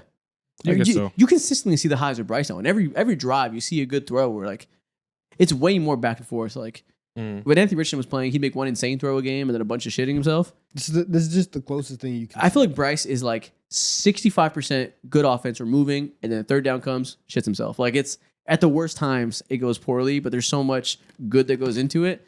It's just a tough experiment. Sounds like a good backup quarterback. Damn. It does sound like a good backup quarterback. That sounds like an exceptional backup quarterback. Yeah, it sounds like a guy you'd be very confident in as a second option. That would be a fantastic backup quarterback. But yeah, we got to see the run game continue to do well. See how they can do against Arizona, who has a very good revamped defense on the edges. But run defense, we'll see if Chuba Hubbard can get established, make Bryce's life easier. Will Johnson versus Tedderone McMillan will be cinema. Ooh, That will be absolute cinema. That is two of the most exciting rookies to me. Mm-hmm. But yeah, it starts and stops with Bryce. Do you have a chance to see what Dave Canales has in his bag, or is Bryce Young going to kill drives before they begin? Yeah. What about the Cardinals? Because that's an interesting one. Most approve is the phrasing here. Obviously, Kyler always says the most approve. Marvin Harrison had a good connection, that touchdown in week 1. We started to see some improvements there. Will Johnson has nothing to prove, I think. In week 1, he showed why he was thought about as one of the best corners in the draft. You know what I learned about Kyler Murray this past game? This past week, actually. So he came into this game against the New Orleans Saints. You know it? I think keep going. Yeah, he came into the game with the New Orleans Saints having like apparently explosive diarrhea the night before. And so like he wasn't able to fully be himself. And so I'm just seeing if he's going to be able to like recover from the explosive diarrhea. I'm also interested in seeing the digestive patterns of one Kyler Murray. 3:05 Sunday afternoon. Will you or will you not have a healthy bowel movement? That's what you got to prove to us this week. It's a real question. Philadelphia at Kansas City. Super Bowl rematch in week 2 in Arrowhead. Who on the Eagles has the most to prove to you in week 2, Donovan? You know exactly who it is. One Adoree Jackson. Yeah. You know exactly who it is. Tell me about it. Man, if you can't look good against these guys, These guys. I'm sorry. Who are these guys? Rasheed Rice is out. Xavier Worthy is not going to play. Yep. You are going to go up against an aging Travis Kelce, Hollywood Brown, Thornton. This is not a great pass catching group. Hey. Juju Smith-Schuster. My bad. I did forget him. He will be in the slot. Not against Adoree Jackson, but respect him. If you can't look solid against this team, we have some issues. Because everything else is probably going to fall into place. Jalen Carter is going to be back. I think the D-line will be better. Zach Bond is Zach Bond. Jahad Campbell looked great. Quinyon, fine, outside of like that one penalty. We're talking about moving DeJean to the outside because you can't play there. The Eagles secondary is very much in flux because of the CB2 position. Can you look good against a ready-made matchup for you to look good? And so it is Adoree Jackson on the Eagles side. Yeah. There's that. That's the clear answer. And then non-player pick, offensive coordinator. I'm forgetting his name again. Kevin Patullo. Kevin Patullo. Yeah. Nobody believes in you. What are you prepared to do, sir? What are you afraid to do about it? I'm going to choose to not believe in you because I'm praying on your team's downfall because this guy over here is very loud. So I'm praying on your downfall. What are you doing? What are you ready to do to prove me wrong? Mind you. So I saw somebody, I can't remember if it was this morning or last night, but somebody posted a graphic of like how many specific like coverages each team played last week, and the Cowboys played 0% man coverage. Yeah, and so it's like it was something that we saw in the game where it's like they're just gonna give this to you. So okay, and I forget who made the point. But somebody said it felt like the Eagles came out and had a preseason game plan where they're like, okay, we're gonna go through the motions and we're gonna take everything easy and we're not gonna force anything. So I do understand that aspect of the game of if the Cowboys are just gonna play this very soft zone the entire game, let's just run the ball, win the game, get out of here, whatever. But that is obviously the one player on defense and then the coordinator on offense who he's really going to be proving stuff the entire year. Mm-hmm. For Kansas City, in my opinion, I feel like it's Isaiah Pacheco. Yeah. Yeah, I think that's a good pick. Their running game is so bad right now. And it's also I'm blanking on his name, their new left guard, Kingsley, that's starting in place of Joe Thuney now. But we'll see what he looks like against Jalen Carter. That'll be a good test for Kingsley to see how that goes. Yeah, probably. But, you know, it's understandable. Yeah. So we'll see how that goes. Will be worth monitoring. But yeah, Isaiah Pacheco last year came into the year. People expected him to have like a good year and to be this like not gem found in the 7th round, but solid starter that they can, you know, rely on to be the early down back and pound the rock and play this more, for lack of a better word, dink and dunk offense. Having a good running game is very helpful when you want to run a dink and dunk offense. And Pacheco was viewed as somebody that would be a weapon there. Broke his goddamn leg in week 2 last year. Came back. I was copping in bail because he broke his fucking leg. Yeah. And that's pretty intense. So I didn't expect him to be explosive. He looked even less explosive in week 1. He did absolutely nothing against the Chargers front that is good and well coached, but not the most star-studded or anything.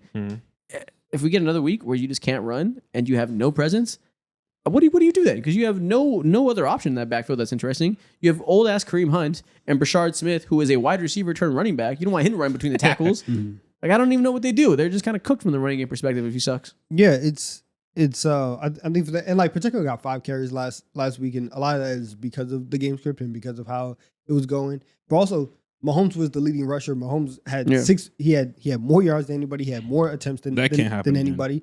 And yeah, you don't want that to be the case. So Pacheco clearly has to do that. And last week, and this was something that, like, if it happens, I'm going to be pissed off, but for the Chiefs, it's going to be great. Javonte Williams and Miles Sanders were able to be effective last week, right? Javonte Williams was able to move the ball. Miles Sanders did have a big run before he fumbled. If there's going to be opportunities, maybe this Eagles D-line, maybe they're going to give it to Pacheco. And so if Pacheco does come out and is very solid, now you can get back into this offense that is going to have to play, like you said, very dink and dunk, very situational, and have Mahomes convert on 3rd down. So, I would pick Pacheco. Okay. Falcons at Minnesota. Who on Minnesota has the most to prove to you in week 2? This might be again easy, but yeah, it's probably. Is it quarterback? Yes, it's JJ McCarthy. Yeah. Of course, it's JJ McCarthy. Yeah, I'm just thinking how bad he was in the first round or in the first half of that game too. It was just rough on all around. You can tell they were like really leaning super heavy onto Aaron Jones. He still has a lot left, or looks like he has a lot left in the tank. I think Justin Jefferson didn't even have that many like targets at all during that first half. because they really were running away from JJ McCarthy and it felt like during that first half as time went on, they tried to go away from him as less and less as possible. Seeing that second half, of course, was remarkable. It's a good, like you said, Disney Channel ass story. Just want to see you do it again. That's it. Oh, and this is kind of cool too because this game right here isn't this like a championship not rematch between the quarterbacks, but it's like they face each other in college too, right? McCarthy and Penix? Yeah. No, I think Penix was. Did they play? I think so. The No. year that Michigan won? Yeah, I They think played so. Washington because they beat did. Texas, remember? They did. Oh, Washington beat Texas to make the finals. They did that in Mind you, that was 2024. the greatest game I've ever seen Michael Penix play. His ball placement in that game, I was like, this is different. Roma Dunze was kicking their ass. That Yeah. was different. It wasn't. It was. Yep. Penix was otherworldly. Yeah. The 2024 college football Um, championship. Yeah, it's JJ McCarthy. That game one was one of the funniest experiences I've ever seen on Twitter as a Yeah. sit back and observe type of fan. I will never tweet an in-game reaction just because I've seen enough sports. I've tweeted enough times and got burned enough times to know don't make any bold proclamations in the first half. It doesn't go well for you. It's not worth it. Hold your opinions till after the game. Then you can talk some shit, victory lap if you want. By quarter two, my entire timeline, casual and smart people and informed journalists and all these people alike were saying, JJ McCarthy, you are the shit beneath my shoe. You should not be on an NFL field. I hate you. Why did they pick you? What a waste of a year. You are an idiot. It was so violent. Dude, it was so funnier. over the It top. was even funnier for me seeing former NFL players go ahead and talk about him. Yeah, everybody was getting in on the hate train saying, this guy stinks. Yeah. Get him out of here. Go get Sam Darnold back. Do whatever you can. Go trade for Kirk Cousins if you need to. And then the second half, he just like brushes his shoulders off, said, I understand it now, and played good football and won the game.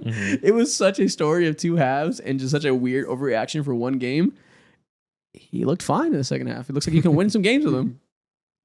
You definitely can win games with him. Yeah. And again, Their that defense was spectacular. As it will be First all and year, foremost, which is yeah. why you can win some games with him. Yeah. yeah, I think. And you mentioned Aaron Jones. I'm looking at Jordan Mason. Yeah, he was a tank. Yeah, Jordan Mason was awesome, and especially in the second half and in the fourth quarter, it just felt like the Vikings could do whatever they wanted on the ground. It felt like every time they handed Jordan Mason the ball, he was going to get 6-7 yards and set them up in really really good situations. So I'm looking at Jordan Mason to continue to take pressure off of JJ McCarthy. So I'm going to go with him for Minnesota. Yeah, but most to prove it is still JJ because he had a good second half. It was still just one half, and in the same way we saw and good, it was more like a quarter. yeah. And in the same way we saw the good towards the end when he started to get comfortable, and it's understandable that he would start poorly, which I feel like everybody in the world should have known. Or they did know, but wanted to get their jokes off regardless and be insane. But he very well could come back and play poorly again. Every given game will be a dice roll with a quarterback like this. So we got to see a few games strung together before we can really get confident either way, good or bad. So until we get 3 games of either answer, JJ McCarthy will continue to be the person with the most to prove. Yeah. Mm-hmm. I still feel pretty good about my opinion that I think they're going to win the division. I like It's- that. it's- opinion. Obviously, the It Packers. should- Packers. If the Packers win for fucking 15 games, I also can see that. Plus Micah, because I did make this claim before the Micah trade. I still feel good about the fact that they have so much infrastructure in place that I'm just trusting and believing that JJ McCarthy will get an average output. Yeah. This team is really, really good. Yeah. They are. They're insane. They're very man. solid. They're insane. Atlanta, who has the most to prove, and why is it their center and their right tackle? They ran the ball so fucking poorly. Yeah. How hilarious is it that they have their identity, we know what they are offensively, and they pour all their assets into defense over the summer to say, let's do whatever we can to make sure that we'll get a pass rush. We won't be completely worthless on the defensive side of the ball because we know the offense, we can rely on them. We know what we're going to do. We're going to pound the rock. We have one of the best running backs in the NFL, a quarterback we believe in, a wide receiver one that's one of the most underrated players in the league. We have infrastructure. Then you let Drew Dahlman walk, and the eve of the season starting, your right tackle gets lost for the season. And my God, could you not run the ball in week 1 because of those two positions? Mm-hmm. Yeah, it's very funny when you look at Bijan's stats because like he had the It looks big he had goofy the as hell. big he had the big catch and run.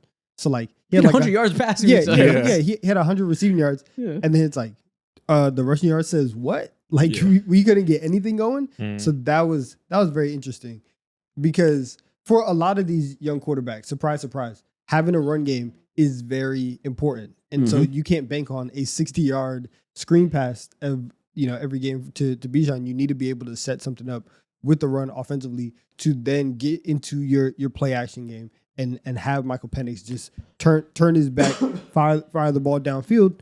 If that's not there, and the core of your identity is now gone, I feel much worse about how I feel about Michael Penix this specific year, because then it's like, okay, now we have to retool absolutely everything, and the easy layups that you should get that comes with having a really dominant run game, those aren't there anymore. Yeah, because obviously the defense is going to be a question mark. Will those two young red rushers, we'll continue to monitor it all year.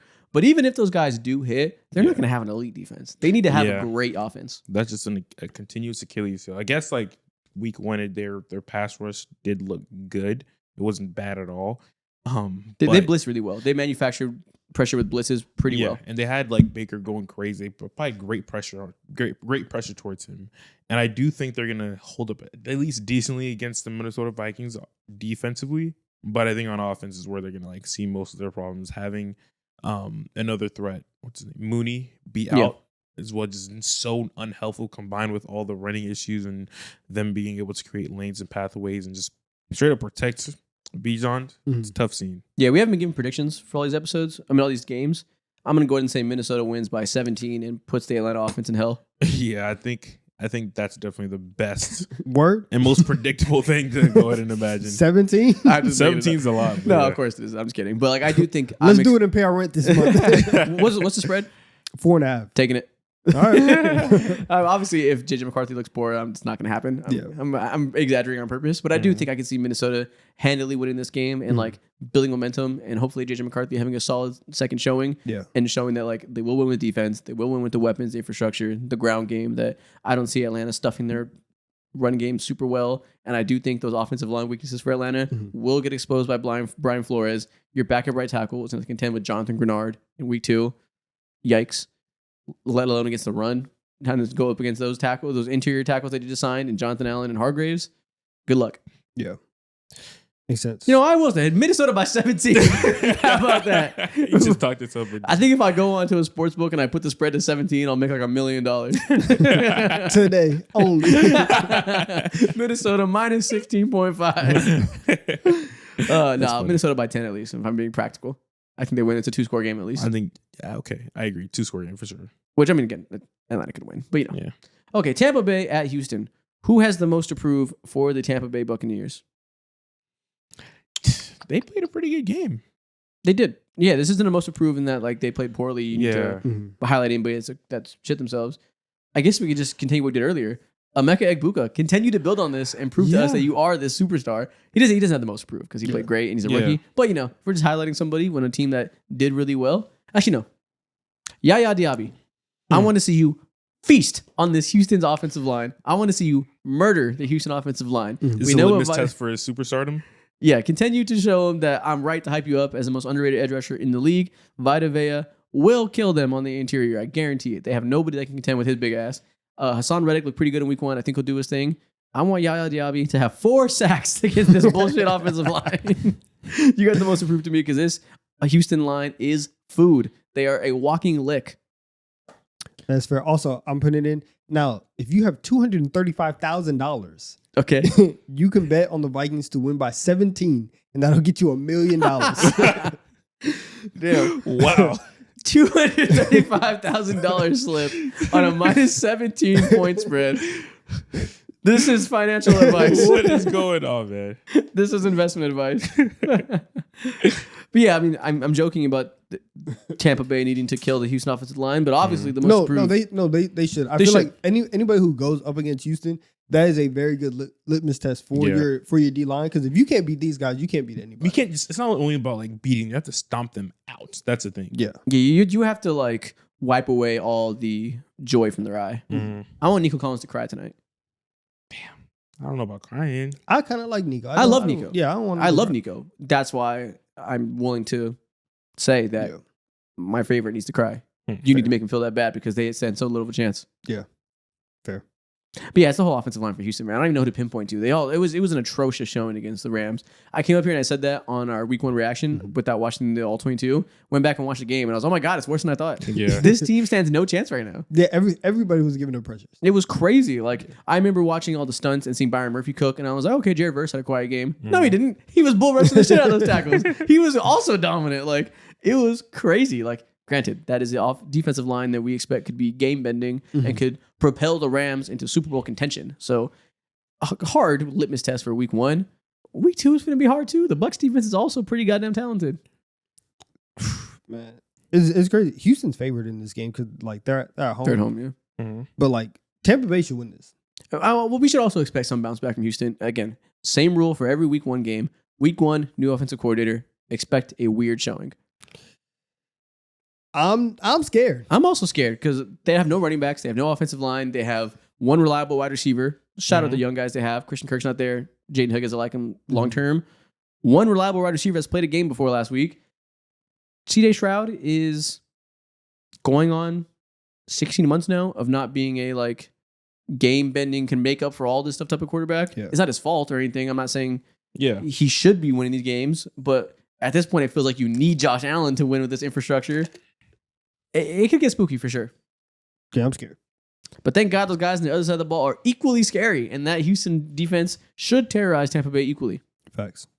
Okay. Last game, Los Angeles Chargers at Las Vegas Raiders. Who has the most to prove on the Raiders? I mean, it's really the entire line. Yeah. Because Ashton Jeanty didn't have a fantastic game. He was also getting destroyed in the backfield before he even had an opportunity to do anything. And really, everybody who took touches for them, you're getting hit in the backfield before you have an opportunity to do something. And so you saw in certain moments, you saw the power, you saw the breaking tackle ability, you saw the strength on the goal line run for Jeanty. It's very clear that he is obviously like a good player. Yeah. This always like goes back to draft night, which is like, do we take the talented running back before we have the like pinpoint offensive line, or do we try to just take the best talent available? You took the running back, you took the best talent, which I kind of agree with, but you got to help him out a little bit. Yeah. So I would say the O-line for the for sure. Raiders. Like the most outside of like the rushing touchdown or whatever, that Jeanty did, the most productive thing that he was able to do was like block really well. He didn't necessarily miss any assignments. He was superb on that end of the field. But of course, with something like his ceiling, like that's not the last thing you want to talk about, but it shouldn't be like a glaring point of his game. Yeah. I think for the Chargers side, in week 1, the Vegas Raiders had an explosive ass offense. They had, like I said earlier in previous week's episode, 9 passes of over 20 yards, the most in the NFL. Geno Smith was slinging that bitch against a weak ass New England Patriots defense that needs some time on the secondary to get ready to really make some noise in the conference, right? I don't expect that to happen against the Chargers secondary. I hope. And I think a big part of mitigating that will be the Chargers pass rush being a lot better than they were against the Chiefs. It was not particularly impressive. So I guess I'll say most to prove Khalil Mack. And that's just because you're getting older and you're not going to have any help on the other side. Bud Dupree is not going to change your life opposite you as the second edge rusher for the Chargers. That's their biggest weakness. They got to address and trade, hopefully, at some point this season. So I want to see a vintage Khalil Mack performance. Go out there and destroy Colton Miller like you always do. Show that you still have the juice to, basically single-handedly handle this pass rush. If this team's going to contend, the Chargers, Khalil Mack has to once again be like a sack leader and be the guy on the defensive line because it's not a deep pool of talent outside of him. I don't expect Hooley or Bud Dupree to come out and get 10 sacks a game, 10 sacks a year. So Bud Dupree, you got to kind of bend this game and make Geno Smith's life hell so the secondary can do their thing and we can see the Chargers win handily, hopefully. I have one more guy also for the Chargers, Quentin Johnson. Oh yeah, because you came out and we dogged on the Chiefs offense or the Chiefs defense in week 1, and we were like, listen, like they're not good. Quentin Johnson, you came out, you hooped. Can you continue to hoop? Right? Is your problem fixed? Because if now you have Lab McConkey and Keenan Allen, who he's gonna get open until he's 85 years old. It does not matter who is on him. He's gonna create separation. If you could be a nice third receiver in this trio, that is exactly where the Chargers need you. And now you're looking at this entire unit so much differently than what you would normally look at them. Yeah, I also want to see what Omarion Hampton looks like against a non-dominant defensive line. That's a good pull too. Because he didn't look bad to me, but some fans are freaking out, trying to overanalyze the first game of a young running back's career against Chris Jones and Steve Spagnuolo and be like, he looks kind of slow, isn't shifty enough, can't get it done. He's regular. He looks like Latavius Murray. which is a poll I saw on Twitter. I'm like, oh my God, you guys are ridiculous. It's been one game. So I would like to see him come out and have a really explosive showing to kind of prove that, oh yeah, he does move different. That's fair. Yeah, he had a lot of, just rookie mistakes, but read the wrong hole slightly. It is what it is. Once again, you were in a different continent for your first game ever, and you're playing against the defending AFC champions, the people who have dominated your entire division for the last decade. Yeah, it's probably not going to be 200 yards and 3 touchdowns. Yeah, I'll show some grace. Yeah. Okay. Last game, one we almost skipped over. Rams versus Titans. Rams versus Titans. Coaching, 110%. Everybody, Bill All on Callahan, coaching. the receiving core, the offensive line, the running back room, the defense. That's Yes. The Callahan for sure. Yeah. Mhm. Callahan 100% has a lot to prove. I mean, listen, people were talking about it after last year. Like, this is one of, like, Gerard Mayo got a lot of flack because he was a bad coach, and his like game management was also bad. But Callahan does insane things all the time as well. So I think he needs to prove it. These receivers, I understand Cam Ward throws hard. I get it. It may not be the softest ball to catch. You still have to catch it, right? I'll call Cam. I'll tell him on the side, like, hey, listen, ease up a little bit. But they have to make some plays for him as well. Yeah. I agree. The infrastructure entirely, you can't even pinpoint one person. It was pretty bad. Granted, Pat Surtain tax, Broncos defense tax. Yeah. It was going to be hard to start, is what it is. But yeah, we can point at Callahan. I kind of just feel like it's a guarantee that Cam Ward is a new coach next year. And we kind of waste a year like they did with Caleb. Yeah. But that's the thing. It doesn't have to be he doesn't have to be ruined in the same way that like maybe Caleb was or Trevor was, and obviously they have some stuff to do with it. Yeah, as it's on well. them. They're not ruined. I hate But, that like, narrative. But listen, yeah, it's getting real scary for you. Maybe man. these guys just suck. Maybe they suck. If they suck, they suck. I'm not putting the onus on the first year coach. Depending, it really just depends. If you don't like them, they suck. If you did like them, they were ruined. Yeah, exactly. Like that's how it I do goes. like them, and they still might suck. How about Yeah. that? How about fuck that excuse? Maybe they're bad, Yeah. even though I don't want it to be the case. Yeah. What about the Rams? Who has the most approved you in this game? Matthew Stafford got to prove to me every week that he can stay, he can stay in the game. Yeah. I'm not a Rams believer this week because again, it's not the fact that I didn't think that Stafford was going to be out here for week 1. Mm-hmm. I don't know if he's going to be out here in week 9. You have literally every single week. Is the icy hot going to work? And if it does, all right, then cool. Like the Rams are going to be fine. You don't have to see Jimmy G play quarterback for this team. Awesome. I don't believe that that's going to happen. So I'm going Matt Stafford. Honestly, not really anybody in the Rams got proved to me. I feel pretty good about this team. I think they're going to beat the piss out of the Titans in week 2. Landman, can you punch a football out of someone's arm once a year? Yeah, that was a good play. Cool as fuck. Yeah, fuck it. Matthew Stafford, sure. Blake Corum, look good to me as a backup running back. Just pick somebody. Backup running back. so hilarious. Yeah. They're But, so all right. good. Yep. And with that being said, that is the end of our one player on every team that has something to prove to us in week 2. Now let's do a quick little segment before TikTok time.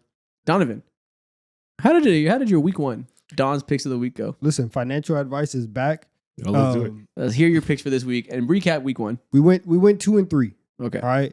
I was completely wrong in the early slate. Can you recap what the picks were real quick? So I had Carolina money line.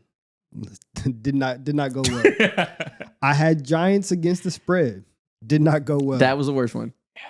Actually, no. I think Carolina money line was. I understood that one. I think the Giants picking week 1 was crazy. That's the one that looking back in practice and like what you can learn from that.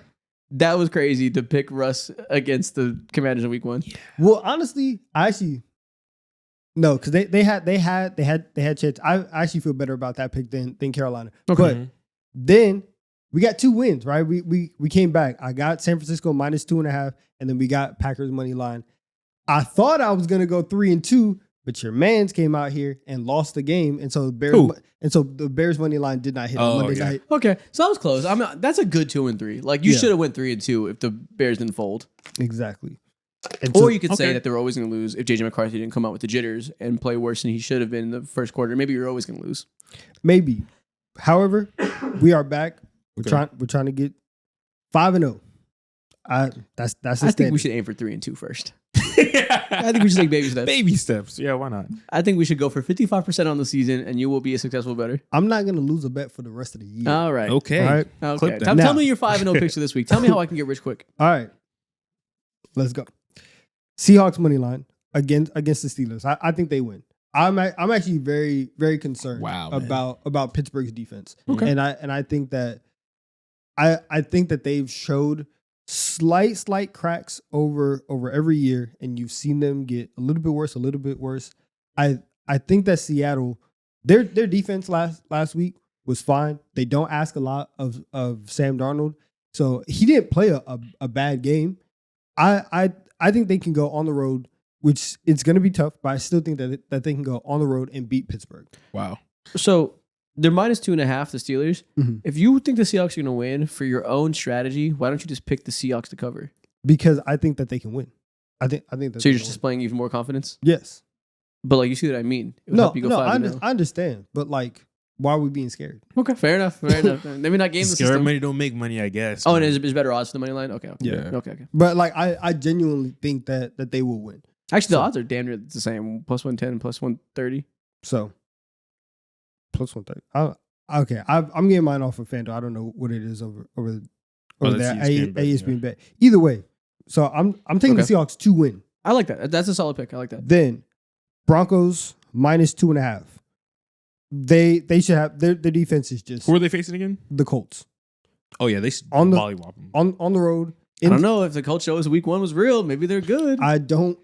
Or I maybe do Miami's not. just I that bad. refuse to believe that Mhm. that the Colts win is a factor of them being that much better than Miami, and that Miami's this like actually average team, and the Colts are these world beaters. So if you're telling me that I can have the best defense in the league inside a field goal against Daniel Jones, Mhm. yes, I will take that. Okay. So I like the idea of this, of that you came in with your priors about Daniel Jones being Daniel Jones. And damn and we it, I'ma have week stick to 1 and it. people think, oh, maybe you fix him. But you get the complete polar opposite secondary from the worst in the league in Miami to the Mhm. best in the league in Denver. I see the vision. yes, and so because of that, because I don't believe in what we saw from the Colts, because I think that they are also mid at best, and I think that the Dolphins are just abjectly bad. We're also going with Patriots money line this week. They should beat Miami. At Miami, though, that's a hard one. I understand. I think Miami is trash. They might be. They might very much. and might so at least You to don't me, think they're going to come in with like any like, at least to me, yeah. I think like I am very comfortable betting against Miami until they show otherwise, especially after what they showed in week 1. If they come out and they win, all right, cool, I'm wrong, whatever.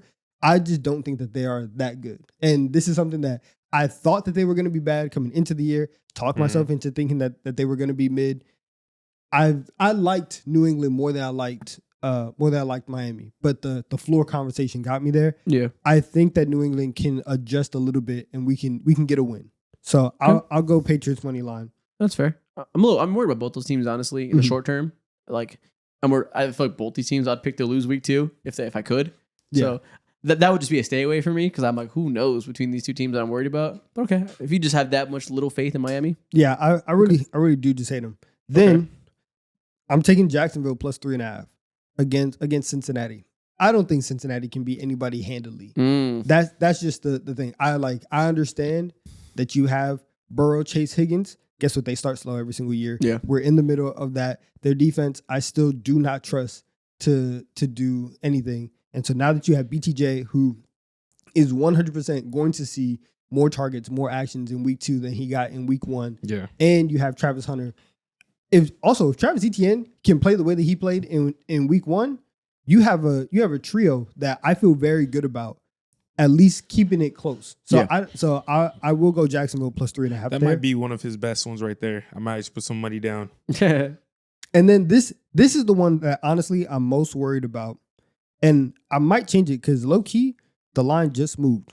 Because when we were talking about it, we said that the Vikings were at 4.5. Mhm. On FanDuel right now, they're at 3.5. So I might change this last one to Vikings minus 3.5 because I had Cardinals minus 6.5 against the Panthers because what Bryce showed me last week was very, very scary. I think you And- should feel better about picking the Vikings over the Falcons. That's what I'm saying. So I might change that one. And you Yeah. know what? He go one more for you. We'll go both just because I had the Cardinals written down immediately. But I think that the So we got Cardinals, 6 picks this week. yeah, Wow, the okay. Cardinals and their defense. We've seen what Bryce looks like under pressure, and I feel like I've given Bryce a lot of grace and a lot of like, hey, it's okay. It's gonna be better. What if it just never is? Yeah. So I'll bet against Bryce in that spot, and then the Vikings now that they are at 3.5, that defense and that running game, I like them. So that's what it is. All right, Okay. there you go. So list them off real quick. So Seattle money line, Broncos -2.5, Patriots money line, Jags +3.5, Cardinals -6.5, and then the bonus pick of Minnesota -3.5. I think Okay. you might go 3-3. I think you might. And go 3-3. that'd be progress. Let's hope for 500. Yeah, that's not bad at all. That's not bad at We'll all. go 6-0. Yeah, okay. Okay. So if you guys are tailing Donovan Smoot, there's your picks for the week. Yes. Put in a 6-leg parlay. Be a genius. Jesus Christ, man! Don't do that, please. Don't do any of that. Not do it, please. With that being said, that's Don's picks of the week. Where are those odds? That's one player that has the most improved in week 2. Let's get on to TikTok time. We move. Woo! Welcome to TikTok time. Today, we are going to begin with a draft. It's going to be a fun one. We're going to draft players that play with the GOAT. Tom Brady. That one. We're going to Okay. draft an offense full of players that played with Tom Brady. You're drafting the version of them that played with Brady. Yeah. A quarterback, running back, tight end, 2 wide receivers of the best weapons and supporting cast to ever grace Tom Brady's side. Okay. Draft order is Donovan, me, Mo, Snake Draft. You guys know how this works. Donovan, where are we going with the first pick in the Brady teammates draft? See, this is insanely hard. This is a tough choice for you. This is insanely hard Mm-hmm. only because of. See, okay, I can't. I have to go here because there is a possibility that when it comes back to you, something wild would happen. So Okay. I can't do it. Let me go tight end Rob Gronkowski. Ooh, okay. Gronk Damn it. number 1. Okay. I am glad you did that. Give me maybe the best receiver ever. Give me Randy Moss. That's fair. Him and Gronk had to be 1 and 2. Really doesn't matter which Yeah. order. Yeah. Okay. So here's my opportunity to double up. And I have a lot of good, interesting options. I think I want to go ahead and grab Mike Evans, Mr. Consistent. Okay, good pick, good pick. Guaranteed 1,000 yards. What a drop off though after Gronk and Randy Moss. know. This is a bad draft to Yeah. get number 3. Yeah, exactly. I'm cooked. But it's Good. okay. Good pick though. I'm going to go ahead and also give me LeGarrette Blunt. LeGarrette Bowling Blunt. ball. Okay, big bowling ball. In the middle. LeGarrette Blunt, yeah. He had some dangerous years with the Patriots. Okay. I loved LeGarrette Blunt when I was young. When he was in the Bucks, I was a big LeGarrette Blunt fan. It was like that. It was a spectacle. when I Give was me younger. someone who's by far the best running back on this list. Give me Corey Dillon, You got the it. only Pro Bowl running back on this list. That's okay. Hey man, I got the best running back, the best receiver. Y'all better get smart. Okay. Well, in that case, give me Julian Edelman at wide receiver. Okay, Okay. you picked the quintessential Tom Brady receiver. Yeah. So maybe get some like friendship points added to it. And guess Gronk what? and Edelman, you got his best friends. And guess what? I'm gonna do it again. Give me Wes Welker. Okay, you Damn got it. all of his friends. I'm just building the 2000 Patriots. Okay. The 2010s Patriots. I am glad this fell to me. Give me the only above average starting quarterback on this list. Give me Bledsoe. Oh, you can have him. You're good. Whatever. We don't care about that. You guys are going to pick backup quarterbacks. We don't care about that. You should. So while you going ahead and you can have Drew Bledsoe, that's fine. Play him all you want. I'm gonna go ahead and grab my quarterback off the board too. Give me Matt Cassell. Matt Castle? Matt Castle, my bad. Cassell. Yeah. Damn. Give Okay. me Matt Castle. You got the other one that could start at various points. You know, he started games. Yeah, he can be reliable at times. Okay. Okay. Now this is where like I'm kind of in despair. Not really though. So next up, give me Aaron Hernandez. Give me Aaron Hernandez. That is the second You best had tight to do end. it. That You is had the to do second That it. is the best. second best tight end. Damn. Maybe I should have did that over Eric Bledsoe. Oh my god. Okay. Damn. Yeah. Fuck. Donovan has a tight end. Donovan also has a receiver, so it doesn't really matter who I pick. Yeah. And you picked. Damn. Mm-hmm. Mm-hmm. Loki. Give me Super Bowl MVP Deion Branch. He was a Super Bowl MVP. He was. What? Give me Wow. Give me an accomplished wide receiver on this list. Somebody with some accolades to him. I guess. Yeah, give me Deion Branch. Okay. I could have picked Chris Godwin, I guess. A little bigger, faster, stronger, whatever. Give me the guy with jewelry. All right. Okay. So I hate this. Mm. But but you know what? At running back, give me somebody who, if it was up to Tom Brady, he would have been the Super Bowl MVP. I'll get James White. That's a good pick, yeah. Get a nice Nice pass catcher. Yeah, James White can always get you 3 receptions a game. Your first non-white pick. Okay. And then That is true. He has a type. I'm noticing. I hate this because Yeah. I have to go with my arch nemesis at this point. But you know what? When he played for the Patriots, when he was in that system, he was good. I'll take Jimmy Garoppolo as my quarterback. Why is he your arch nemesis? Yeah, why is he your never? What do you got going on? What's the history that you messed out on? I don't know. I just really don't rock with Jimmy G that much. But he's your nemesis? That's a bold claim. It's a rival. A rival? In No, I what don't way? know. I don't He's just a dude. Tight end, give me Martellus Bennett. Yikes. Okay. Is he Gronk? No. Is he Aaron Hernandez? Well, he has some things about him that I'd rather be. Okay. Last pick out. Give me the obvious pick. Chris Godwin. Bebnet. I can't type. Chris Godwin, wide receiver 2. Okay. Pairing him with Mike Evans. Fair enough. Got to. Classic. Listen, when you can have a trio of Aaron Hernandez, Mike Evans, and Chris Godwin, you got to do it. That's pretty nice. Then you see Matt Castle throwing the ball. I know. Listen, Matt Castle went 11-5. Matt Castle has some years. He went 11-5. One of the OG backups turned Exactly. starter. You did that. Good job. He was Nick Foles before there was a Nick Foles. Not terrible. I I kind of mean, wish they missed the playoffs. I kind of wish I had Edelman on my team, but it's okay. Okay, so for audio listeners, I have Drew Bledsoe, Corey Dillon, Martellus Bennett, Randy Moss, and Deion Branch.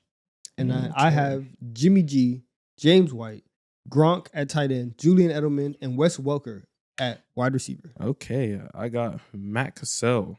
Castle. Castle. Goddamn, why do I want to say Cassell? So much basketball brain. Legarius Blunt.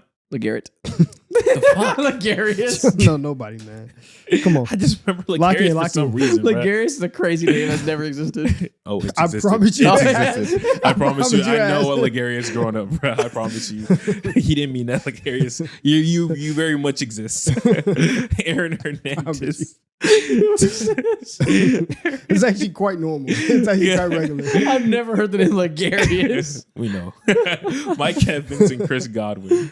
This is Legarius watching this right now like, why you say fuck me for? Legarius. All 3 Legariuses in America. Yeah. No. Okay. Dom, who you got? Oh, you said yours. Yeah. Okay. And there we go. That is the end of that. Shout out Legarius. If you're still here in this episode, comment shout out Legarius. I know this is Legarius watching. Let us know how many Legariuses you know. Especially from a white community. I want to know how many you know. The next thing we're going to do, I'm going to show you guys some NFL players, and you were going to guess them Mhm. by their haircuts. Dope. Only seeing their hair on their head, you tell me which player you're looking at. Okay, let's do it. Some will be very easy, some will be very hard. A nice little mix in here. You tell me if you can identify them by that line. First off, who is this? I think I know this. I hope you know this. Luscious hair. Luscious. Famous hair. Seen him in so many commercials. This is Troy Polamalu. This is Mr. King Hydration, Mr. Head and Shoulders himself. This is Troy Polamalu. Might have the most famous hair in NFL history. Probably like pretty easily. Wait. Oh, yeah. Yeah, I think so. No, like by far. Like, Yeah. it's not close. Who would even be his second place? Yeah, I don't know. Yeah, no, he You're is right. Mr. Hair, Mr. Head and Shoulders. It was an iconic, it was one of the most memorable players of a generation for his aesthetics. Yeah. I should have put like Hafunga up here. Yeah, I bet you would have said Polamalu. Hey, man. You know what you're doing right there. It would have been an easy layup. Stop. I'm not trying to create beef with I you. missed out on a good joke. But yeah, let's start with an easy one. Start off with a recognizable haircut. This is Troy Polamalu. Okay. Number 2, whose hair is this? See, that's a very distinct color. It's a very bright color. It's not Carolina blue. It's his head not- is like, I think I can tell by his head shape. Not By his head shape? Okay, who is it? Yeah. I don't want to take the shot first. No, I that's don't want it. to call my No, guy take first. the shot. Take a shot. Identify them Okay. by their head. It's okay. If you miss, I'm right there on the Is he a rebound. defensive player? Just take the shot. Take the Just shot. say the name. I think he's a defensive player. Looks big and somewhat bulky. Okay. I see the curls in his head too, so it kind of is also like a part of the dead giveaway. Is this Aaron Donald? Oh, I see what you're cooking. It's not Aaron Donald. Damn. I don't know why his hair be blue, but I do Yeah. see what you're. At It looks first, I was like gonna Aaron laugh at Donald. you. It does Yeah. kind of look like Aaron Donald in head shape. Again, off the rebound, I'm a yam it. This Okay. is Amon-Ra St. Brown. This is Amon-Ra St. Brown. I didn't know he did this. I didn't know he did this. That's what I'm saying. Now it's not Carolina blue, it's not Royal blue, it's Honolulu blue. That's the kind of blue that the Lions use. Okay. Dyed his hair specifically for his color. That should have been a bigger giveaway to you than curls. Which, spoiler alert, Curls lots of and guys in head the NFL with his hair texture. Not exactly No, it uncommon. was the head shape. That was the first thing I called Yeah. on to. Yeah. No, I see. You know what it is? It's because he's so close to the camera. The top of his head looks Exactly. wider, so it looks more like It Aaron looked like Donald. an NFL like screenshot. Yeah, no, yeah. I see. I see why your nerfed brain me. went there. You Aaron nerfed Donald me. would never dye his hair this color. You nerfed me. Aaron Donald. You're right. He's not the type of guy. He to do would that never too. do that. I was like, I don't know about the color. I ain't gonna pay attention to that. If to me, that'd be the only thing I pay attention to personally. It would be exclusively the color. You never know what these players be doing on their off time. Facts. We're some interesting guys. Next up, number 3. Whose hair is this? More color. Do you guys remember this one? Do I remember purple and green? Purple and green, it feels, what is that? That's like a Dolphins adjacent, but A little Dirty Sprite 2 action going on. which means it's like 2014. Is this? Yes. It's not 2014. Don't go that far. What? Don't go with It's that. not like 2014, 2015. No, don't run with that. There's I'll only- set you up for failure. Yeah, there's only 2 guys that I can remember doing this. Honestly, did DK Metcalf ever do this? This is DK Metcalf. This feels like it. Yeah. This is DK. He did this in 2020. There we go. Good. The other name, I couldn't remember if he dyed his hair specifically this color, was Jarvis Landry was coming to mind. Yeah. I love this picture with the colored hair and the like eye slash. Mhm. It looks very, very. I don't even know. Dude, he looks Warrior. like he's Very some anime. type of I was Yeah. like, he looks like he's part of some type of like mystical, like weird, not weird game. Because I know some of y'all like playing the type of games, but World of Warcraft type, you know? No, he looks like he's in the Akatsuki. He looks like he's really in the anime. Next up, whose haircut is this? Okay, Ooh. this damn near really could be anybody. Crispy hairline. Who do you think of when you think of crispy hairlines? Crispy hairlines. You see the hair texture though? That should give us something. Very soft. Very soft, Yeah. crispy hairline. But there's curls there, but it's some luscious curls. A lot of dead giveaways with the hair texture. Let you know they mix with something. Dead. Forehead also gives that away. No facts. I think I'm actually blanking on this. I almost guessed like was this Mahomes, but This is Patrick Mahomes' new haircut. okay, I didn't think so because I thought his hair was lighter. Yeah, but he it makes sense. This is from this Yo, year. that's true. That I was thinking the same thing. I Yeah. didn't know it was that black. You know what they did? They dyed that Yeah, picture. He got that sauce and that seasoning. Know how to give him the sauce. Yeah, this Mahomes this year, he changed up his haircut for the first time in a long time. Nah, he definitely dyed his hair too. You know for why? Sure. He had to run away from Dylan Raiola. Yeah. He had to find a new path. Nah, the kid is crazy. Yeah. He had to go somewhere he'll never go. Oh my gosh. Next year, Dylan Raiola, haircut. It's coming. He's gonna change it to that. I'll be so damning. That'd be hilarious. I'll be so irritated, man. But yeah, I'm surprised you got this one. I thought this one would stump you. He looks like a different guy with this haircut, by the way. This He is not the does. same person. No, He looks strange. looks serious. he looks much older. Yeah, for sure. It's more mature. It is yeah, more he mature doesn't have a haircut. mohawk no more. Yeah, it is a more mature haircut. 30-year-old with a mohawk. What's going on, man? He knew time was coming up. Yeah. Yeah. He said, "I don't want to be Danny Green."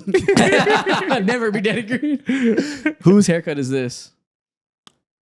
Kind of looks like Russell Wilson with some kind of braid. This is It does. This is but like braid. a dreaded braid, though. I think. Yeah. Is that? See those one like kind of dreaded braid that was disgusting. Is this Bijan? This is Bijan. He changed it. He changed it. Yeah, it's slightly different now. It's not quite as big. It's one dread braid down the middle. Where he was rocking like his first year. Yeah. Disgusting. Where there was no fade, it was just bald on the Yeah. sides. So that was crazy. Sky top from hell for sure. I was like, you don't have to do this. You have money now. No, he genuinely is doing this intentionally. He thinks he's killing No, that's the what game. I'm saying. It Like, is pretty Innovation. cool. It's unique. I don't know. those two things don't always work Those together. neat. aren't the same words. Yeah. Yeah. No, very true. It looks better now, though. This looks good. Yeah. Okay. You guys got them all so far. I haven't stumped you yet. Whose hair is this? Yo, the eyebrows is hilarious. All that gap and just space. It's so damn. Yo, I'll be so mad at Like Jimmy you. Neutron. I'll be so mad at you. Infuriated, bro.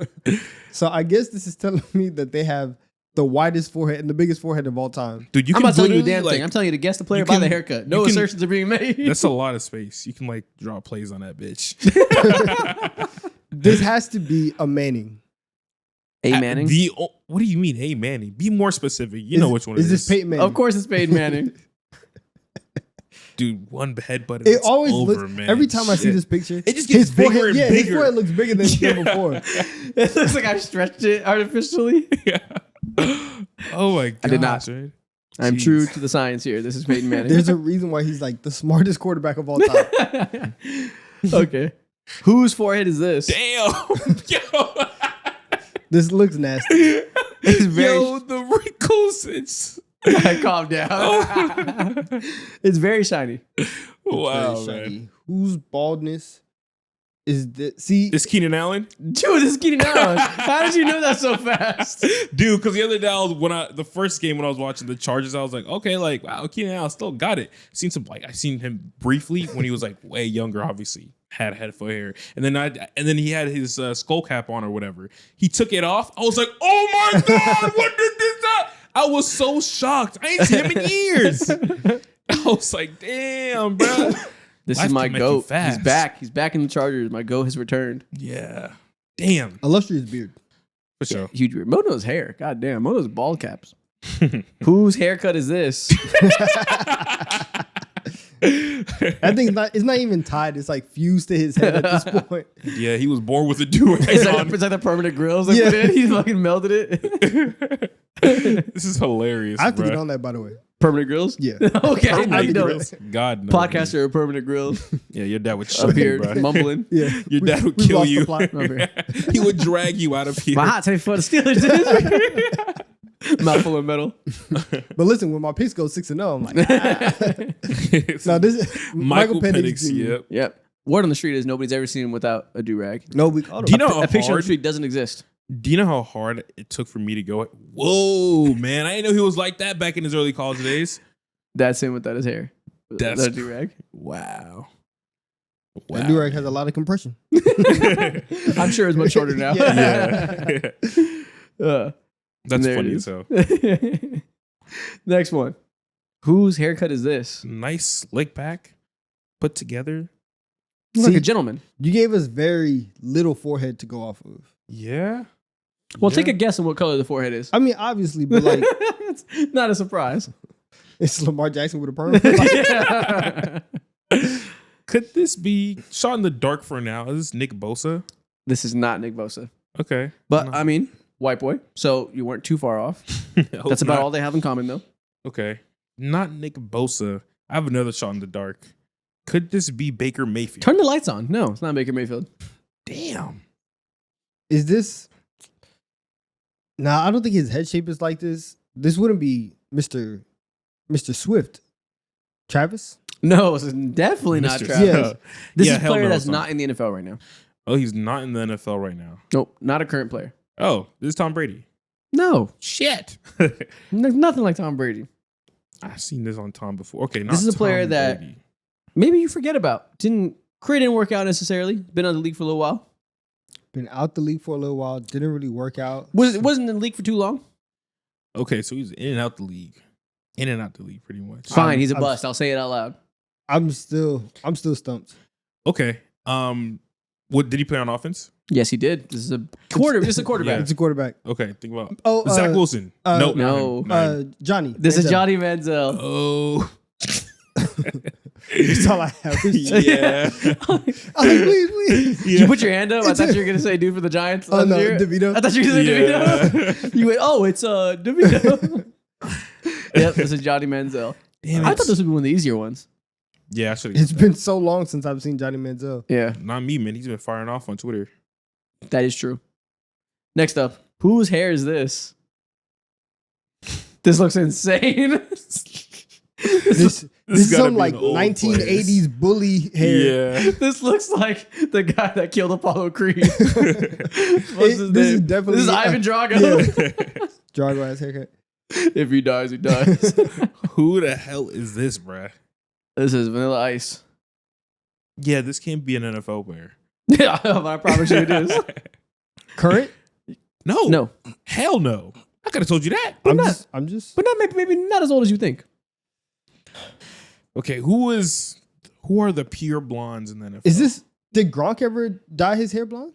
This is not Gronk, but you're thinking along the right lines in that second part of that sentence. So somebody dyed. Was this Joe? No, he did dye his hair blonde as well, but this is not Burrow. Oh, okay, that's a good pull. That's a good pull. Okay, they're not. Imagine if Burrow's dad dyed his hair blonde. If Burrow's dad? That's the more of the thing we're going for here. Burrow's dad. Okay, So we're thinking like one generation prior? Imagine if an unk dyed his hair blonde. yo, who It's are like the Kurt Warner? This is crazier- Mr. Kelsey. I can't believe he did this. That threw me off so bad. I can't believe. Did you actually see this? I do. He did this as a dare. With, I think I remember I think it this. was with Zach Ertz. He did it with it was a dare with somebody that he lost, and he had to dye his hair blonde. That makes sense why we didn't get it. Yeah. Damn, yeah, we said 1970 player. It does look like missed Ivan one. Drago. It looks like the 80s. Yeah, he does look like he's from there for sure. Does it suit him? Bro, they have the thickest eyebrows of Hell all no, time. they do. And his beard. He's just a luscious hair jeans. Yeah. No, his beard is very His hair illustrious. jeans are fucking crazy. You're right.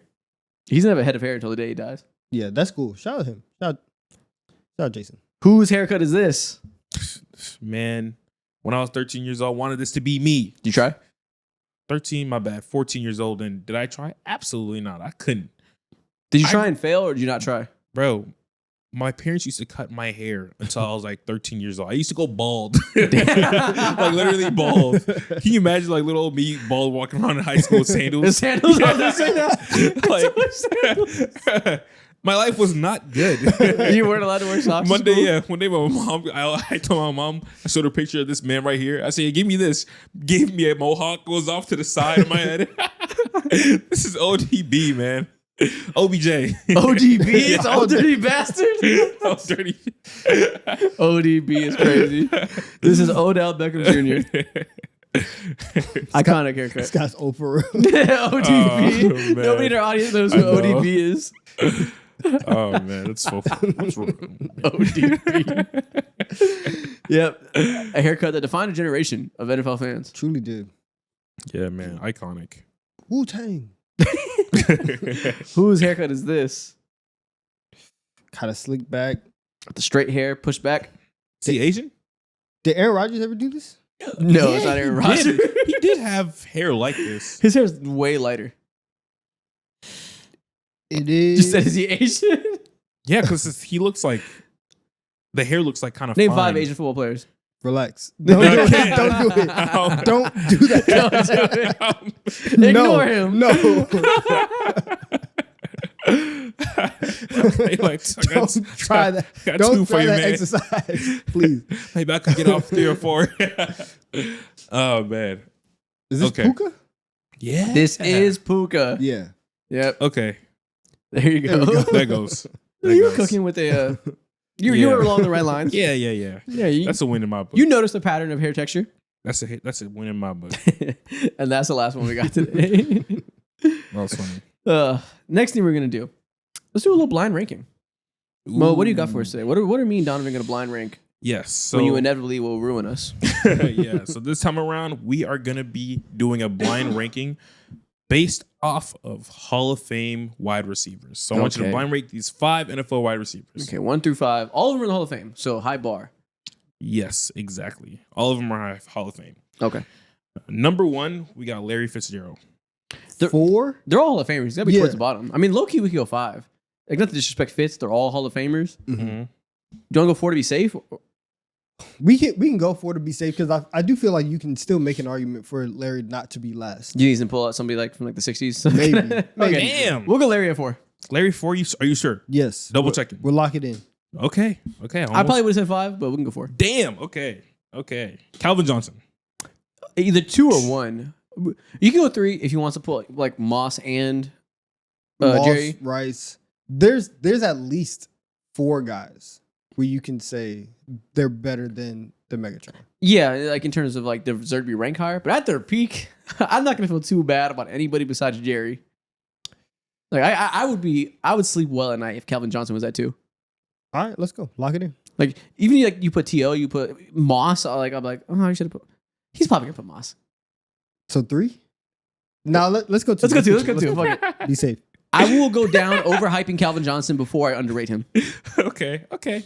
So you put him at 2? 2. Yes. All right, it's locked in. Got 2 and 4 filled. Okay, cool. 2 and 4 is filled. Next up, we have Michael Irvin. 3. That's fine. Yeah, we can go 3. Obviously, he has more longevity. Maybe he like is ranked higher than Calvin, but I think at his peak, it's not crazy to say Calvin's better. No, I mean it's just weird because you have to do a lot of adjusting for error. Yeah, But like, yeah, we'll go 3 right now, just because if Irvin played in a passing league for real, his numbers would have been even crazier. Yeah, I feel perfectly fine that he's between Calvin and Larry Fitzgerald and peak. That feels like exactly appropriate to me. Okay, so we have 1 and 5 left. 1 and 5. Okay. Next up, we have Marvin Harrison. 5. Yeah, I'm okay with that. I mean, who is he going to pull out that's like, unless he pulls out like the worst Hall of Famer he could imagine, to put a 1 and we're like, oh, what the hell? We can put Marvin Harrison at 5. That's fine. Are you really saluting him like that? Like No, so he's a Hall of Famer. He's great. I mean, but like, yeah, I'd feel better about him at 5 than 1. I'm just holding out hope that you say Jerry Rice or Randy Moss. yeah. Please, just next name. Last name. Andre Reed. Low key, Andre Reed is one of the most underrated players in NFL history. Andre Reed is a goon. Andre Reed is overlooked by the generation that doesn't know he exists. I'll sleep well at night with him at 1. That's fine. Guess what? It's a blind ranking. I don't care about. Like, you know what? Low key, I'd rather have him at 1 than Marvin Harrison. That's fine. You guys played ifs. That was the best strategy I've ever seen you guys have. The best. Like, I guess we should have put Calvin at 1. For sure. But it wasn't that bad. I pulled him out way for a reason. Andre Reed is an all-time great route runner. That's fine. I'll live. We're fine. Yeah. Okay. Is that supposed to be a gotcha? Because it's not. Shout out Andre Reed. You guys won. You got it. Fuck. But no, Andre Reed shouldn't be 1. It's all good, We though. lost. What should it have been? It probably should have been Calvin, Irving, Marvin Harrison, or Larry Fitzgerald. What would we rank if it wasn't blind? Probably Larry. No, probably Marvin. Marvin, Larry, Reed. Reed versus Larry. That's tough. Yeah, I don't know. Yeah, I don't know. Reed should have been at the top, but I'll take it. I'll respect an underrated player, but he shouldn't be number 1. Okay. Next thing we're gonna do, I am gonna show you every young quarterback in the NFL right now, and we got to pick their biggest flaw. So when we're talking about these young quarterbacks developing into potentially being the stars they live up to be, what's the one thing they got to address right now to make that happen? Mm-hmm. So first off, Caleb Williams. It's a whole bunch. Accuracy. But Yeah, just- it's the but accuracy. Just please make easy throws right now. Yeah, it's throws on the short and intermediate accuracy, easy stuff. Because right now we know he can escape the pocket. His mobility was looking crazy in week 1, and we know he can run off platform and make throws on the sidelines and do the special guy stuff. Do the regular guy stuff first. Let me see you do the Jared Goff special. Let me see you turn your back to the defense and deliver a perfectly executed drag. Yeah, because if you can beat Jared Goff with some wheels, hey, we're cooking. That's an amazing That's player. nice God right there. damn, that's kind of crazy. That's an OP. Jared Goff that can make everybody miss in the pocket. Yeah. That's a top 5 player in the quarterback position. Exactly. That's an OP build. Okay. But that is not what he is right now. Yeah, and like Gotta get the obviously layups down. his deep ball also needs work, but in terms of biggest flaw, it's the accuracy in the short area. He needs to be able to do the easy stuff. Because again, easy stuff plus playmaking, we can live with you not being the best deep ball thrower in the world. Like you can design an offense around that, but you have to be able to execute the easy. Like if DJ Moore's wide open for a dig on 4th down, you got to hit him in the chest. Yeah. And you know what? I don't know Between the numbers. the please. numbers. Trevor Lawrence, Ooh. also accuracy to be honest, also consistency. Guess what? These young quarterbacks, you're not good because you're not accurate. Yeah. Surprise, surprise. Not all of them are like that, but Trevor Lawrence also accuracy. We know he has the physical tools, big arm, big athletic, can run. Way too many missed passes. Like I see way too many posts sail over guys' heads. What about decision making? Yeah, not the best. Or maybe decision-maker. not decision making, but I guess overall vision. Yeah, not the best processor in the world, missing Yeah. stuff, but it's honestly mostly accuracy. Like his diagnosis isn't the worst in the world.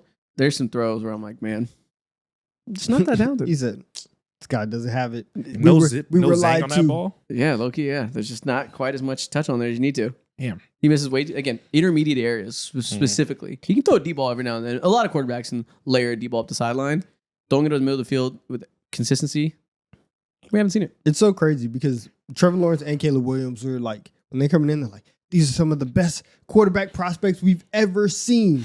And then we get to the league and it's like, dang, you can't throw 7 yards? That's tough. At least Caleb, it's year 2. We can tell ourselves there's plenty of time. Mhm. We're getting deep into this man's career. How We're many- what, is he year 6', 5? 7? Are we in year Oh, 5 of Trevor? Yeah. Damn. Pretty soon you are who you think you are. Pretty soon you are who you show us you are, I should say. Drake May. It's hard to say now. I mean, he has again some accuracy stuff, but But he also thrown, at least in game 1, he threw a couple accurate passes. A couple accurate passers, great. That's the bar for a starting quarterback. and guess what? You're gonna drop back more than just a couple times. Yeah. So No, yeah- honestly, this is the third accuracy one. These are the three of the bigger accuracy. Yeah, I'm issues. trying to come up with like Yeah. something different, but like Mhm. right now, if you can become an accurate passer, that is going to take you to the absolute next level. Yeah, we're Yeah. starting off with 3 accuracies. I promise you the whole list won't be accuracy, especially when we get to like Bryce Young or whatever. But yeah, Drake May is gonna be really good being poised under pressure and delivering balls where he stands in there and throws it over people. He needs to be more accurate on a down by down basis. Mhm. Because that gets like overlooked because like Caleb gets so much attention for his lack of accuracy. And like for some reason Drake May gets way more credit for the flashes, probably because he doesn't have the expectations of everybody hearing nonstop that this guy's gonna change the quarterback position, like they were told with Caleb Williams, with him being generational. Mhm. Drake May doesn't have that baggage, so he's able to like get credit for the flashes, but we completely ignored the fact that he's also pretty inaccurate overall. Yeah, plus Drake May, like coming in, especially out of those 3, like everyone knew that Caleb was going first, and so the conversation really was like Drake May or Jaden Daniels. Mhm. And Drake May was much younger than Jaden. So Yeah. everyone's like, he has so much time to grow, so much time to develop. So you see Drake May, and a lot of people still see a very, very raw prospect where when you see Caleb or you see Jaden, you think that they're a little bit closer to like their finished product. Mhm. So that's why I think Drake gets a lot of leeway in terms Yeah. of his development where he's at. Yeah, he gets understandable. He gets the leeway that most young quarterbacks should get. Mhm. Sometimes it is don't because of expectations. Yeah. But If he was hanging out with Josh Allen this summer, he's going to be very good. I hope so. Michael Penix Jr. See the deep ball is good. Yeah, Right. I think processing in the short area. We know he can make the deep ball, but Yeah. can he? Can he? I don't think we've seen him be able to consistently operate a quick game. Mhm. And it's not that he can't. We just haven't seen it yet because he only Yeah. played 3 games last year, and in college it was a bombs away offense. Yeah. So being able to make the quick game happen in the short area and being able to make the right read right now, like in these first couple games, he just feeds Drake London every time. He looks straight to Drake London. Which listen, isn't a bad strategy. Not a bad Yeah. strategy at all. Yeah. But being able to develop that processing ability to operate the quick game and be able to use your deep ball as a strength and not like your only trick, I think that's the thing. He needs the receivers to do that first, man. Outside I mean, of Drake. you have Drake London, you have Bijan. Like this team is not devoid of talent. You have Kyle Pitts, Yeah. right? Like there's Hey, he was ways. looking crispy. Yeah, there's talent on this offensive side of the ball to where Michael Penix can go and make some plays. And so, and you saw even at the end of last year, there's moments where even like going short or intermediate where he was layering throws, you just need consistency from Yeah. those areas. Yeah. Yeah, so like he's really great at throwing up the sideline on these deep balls, but there's sometimes where he's throwing like an out route, trying to layer on the sidelines. Sometimes those get a little inaccurate. So he also has his own accuracy issues on the short area specifically. Yeah. Okay. Next up, Bo Nix. Hey, man, off of week 1, everything. Yeah. Week 1 wasn't pretty. Off of last year, really, it's can you read the entire field? Yeah. Like they found success when they asked him to read half the field and said, roll out, just look that way. Mhm. Read those 3 defenders, not all 11. Having him be able to access every area of the field and really do like the full quarterback duties of reading every spot, 100% that. They Yeah. need him to hit the most out of every other quarterback on this list. Yeah, they're ready to win now. Yeah, Yeah. let's add some more to your backs because last year they said seams and digs, right? Yeah. Like that's what you are good at. That's what you're gonna throw. I want you to be able to make every single throw on the field.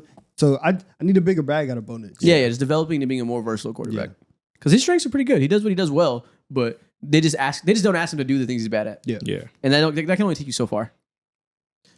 Cam Ward. Touch. Yeah. Touch. Be throwing fucking missiles. It's I mean it's MLB. It's MLB stuff. Yeah. Like he's throwing fastballs every single pass. And so yes, people should be catching these passes, especially if it's hitting them in their hands. But also like, dude, you throwing 160 miles an hour, you gotta Yeah. relax. Make it a little Yeah. easier on him. Yeah. And that'll come with time. You know, I think it's a good thing that he can access these insane throws with his throw power. So it's like perfectly understandable. With like game 1, Yeah. insane arm has to learn how to reel it back a little bit. But yeah, you're right. It is throwing with touch. And also not having a ridiculous talent around you that can't do anything with the ball you're throwing. Also, by week 3, if his throw power in Madden isn't 99, I'm gonna be upset. Yeah, it better be. Okay. JJ McCarthy. Ooh. See, At the first half of the game, it was composure. Yeah. It was light. but clearly that's a strength though. Yeah. Yeah, we'll see. Yeah, it's really just experience. Like we don't even know like what your strengths and weaknesses are yet because you haven't been able to play. It's really just giving us a goddamn sample size of staying on the field. Yeah. But he had, I mean, in that second half, he showed everything. He made throws across the middle in tight windows with juice. He rushed for a touchdown. Yeah, he was running for the ball. The composure was clearly there. Maybe this guy's just gonna be Tom Brady. Like I don't know. No, I think he has accurate arm. I think he can throw the ball. It's really just going to be developing the pocket presence as he continues to actually have reps on the field. Mm-hmm. He's played one game. I have no idea what. Like, Exactly. you know, like we don't have a real base for like his weakness. Exactly. So staying on the field. Jaden Daniels. So hard to pick a weakness in somebody that's so good right away. Man, This is like a top 7 quarterback right now. Yeah. Bare minimum. Weakness though, he doesn't have the best pocket presence. I think sometimes navigating inside of pockets, he's really good at escaping pockets, and if it's clean, he's an amazingly accurate passer. But I think when he gets a little pressure, sometimes he bails too fast or doesn't necessarily move the right way within to like step up in the pocket. He can get better at that. I'm glad you said that. We were talking yesterday, and you were like, "Does Jaden Daniels have a weakness?" And I was like, "All right, bro." Like, it's just crazy, Glaze. That's super crazy. Listen, that's not the biggest weakness in the world. Like I just did That something is that's true. like pretty fixable as Yeah. time goes on. Yeah, and he will get better with that. Though. Yeah. Yeah, So- that's a totally understandable young quarterback thing, being able to, one, know where the pressure's coming from and understand how to deal with that out of your peripheral vision while you're looking downfield. That's an insane mental task for a regular person to imagine. Yeah. That you have Jared Verse screaming down your neck and you have to know where to step up exactly, feeling the rest of the guys around you. Just got to get better at feeling guys. Bryce Young. I don't want to say it. Everything. Not everything, but a lot of things. You just got to... Calm down. Yeah. Calm down. Biggest please. weakness, folds under pressure too much. Yeah. He is small and can't make guys miss, and I think he knows in the back of his head. So when pressure comes and he has to make a guy miss, he panics, throws the ball out of bounds, throws it to the other team. Shit gets spooky real fast when pressure's involved. It's never a good thing when one of your highlight plays can go band for band with one of Will Levis's highlight plays. Of crazy shit. God damn. And now we're sitting here and we're like, oh my goodness. And it's so Is this frustrating. franchise gonna be He'll okay? have drives where 80% of the drive, he's throwing beautifully layered passes, throwing beautiful digs, getting it with touch over defenders, and then third and long comes and a fucking edge rusher screaming down his face, and he's throwing the ball backwards. The second that their head coach feels any type of pressure on him, you need to be like, Bryce, come here, I got something for you. Not salts, because that's banned now. CBD gummies. Yeah, we need to get him calmed down, whatever means necessary. Yeah. Bryce Young, we're gonna get you high before you and you will be okay. I got some people I can call, we can get you something. It's getting a little weird. Next up, Justin Fields. Listen, off of week one, Yeah. week one was like, you know what? You're improving. Like you did a lot. But I would still say, like before this, it would just be passing as a whole. But he looked solid in week one. Yeah, obviously he's not the most accurate in the world, but he's also not the least accurate in the world. Yeah. He does have, at least last year before the first game with the Jets, he did have the worst vision in the world. Yeah. His ability to read a defense was outright terrible. That's why the Pittsburgh Steelers benched him, even though they were winning games. Now, listen, in week one, it looked like he low-key made some major improvements. So if Yeah. that is real, this is a legit starter. But if we're not believing the one-game sample size yet, he needs to get better at reading the defense, not leaving yards on the table because he doesn't see the read fast enough and the window closes. Overall, just vision and ability to analyze the defense. Yeah, and at this point, I don't really believe it's just like week one because we've seen a whole bunch. So I do think that everything that we did see in week one, now it's like I'm glad that I saw it, and it did look much better than what I thought he was gonna look like. Yeah. Especially in this offense. But week 2, week 3, we start stacking some stuff. I would be very, very happy and surprised if we could see Justin Fields like that. Yeah, I Okay. think we saw what happens when his vision isn't terrible. It wasn't, I went back and watched it. It wasn't, he did miss some throws, but he did a great job of using his legs to create more and more windows and extend plays to find extra angles after he misses the original one. That's kind of going to be the game plan for him. Can you use your mobility to make up for the lack of vision and make the vision passable and not horrible? Yeah. If that happens, this is going to be a real quarterback. Okay. I hope it's real. I just keep on thinking about that one YouTube title and thumbnail saying he can't read the field. Yeah. He still can't read. CJ Stroud. How can you even assess him for real right now? The team environment is just completely crumbled around him. Yeah, your biggest weakness, Houston, Texas. Yeah. Your offensive line is your biggest weakness. Yeah. It's not even like his biggest weakness. That they're his biggest enemies. Like Nah. definitely. So, but I don't know. You could say like touch or like intermediate accuracy. Maybe. Well, right now, he's not going to be on a team with a good offensive line anytime soon. So the biggest weakness is, can you overcome an offensive line right now? And the answer is no. You got to go to Joe Burrow University and learn how to get the ball out instantly. Even Joe Burrow's not dealing with the worst offensive line. He's in had the some league. years where it was a rivalry. This is bad. The 2023 Bengals offensive line could go band for band with the shittiness of the Texans right now. This might be a generationally bad. This might offensive be line. generously bad. I hope he can stay healthy, man. God damn. Ariante Ursary, what are you prepared to do about it? That's what I'm asking you. Please. And that's the last one. Perfect. And that's the end of this episode. If people are still here, what should they comment? Comment. Shout out Ligarius. Shout out to Ligarius. Shout out to the Ligariuses. Call man. your local Ligarius and let him know you care. Introduce him to Isaac, man. Yeah, let me find out they exist. Go ahead, get your contacts up. There you go. Let's network. Let's link and build. Let's build. Let's build. Me and Let's Ligarius link are and gonna have some shit going on. We got some stuff going on in the background. And with that being said, we'll see y'all on Monday for our week 2 recap episode. Don't let me down. I put real money down. Yeah, you better go 6-0. Yeah. I got you. Okay. Or we're gonna have to harm you. Mm-hmm. You don't do that.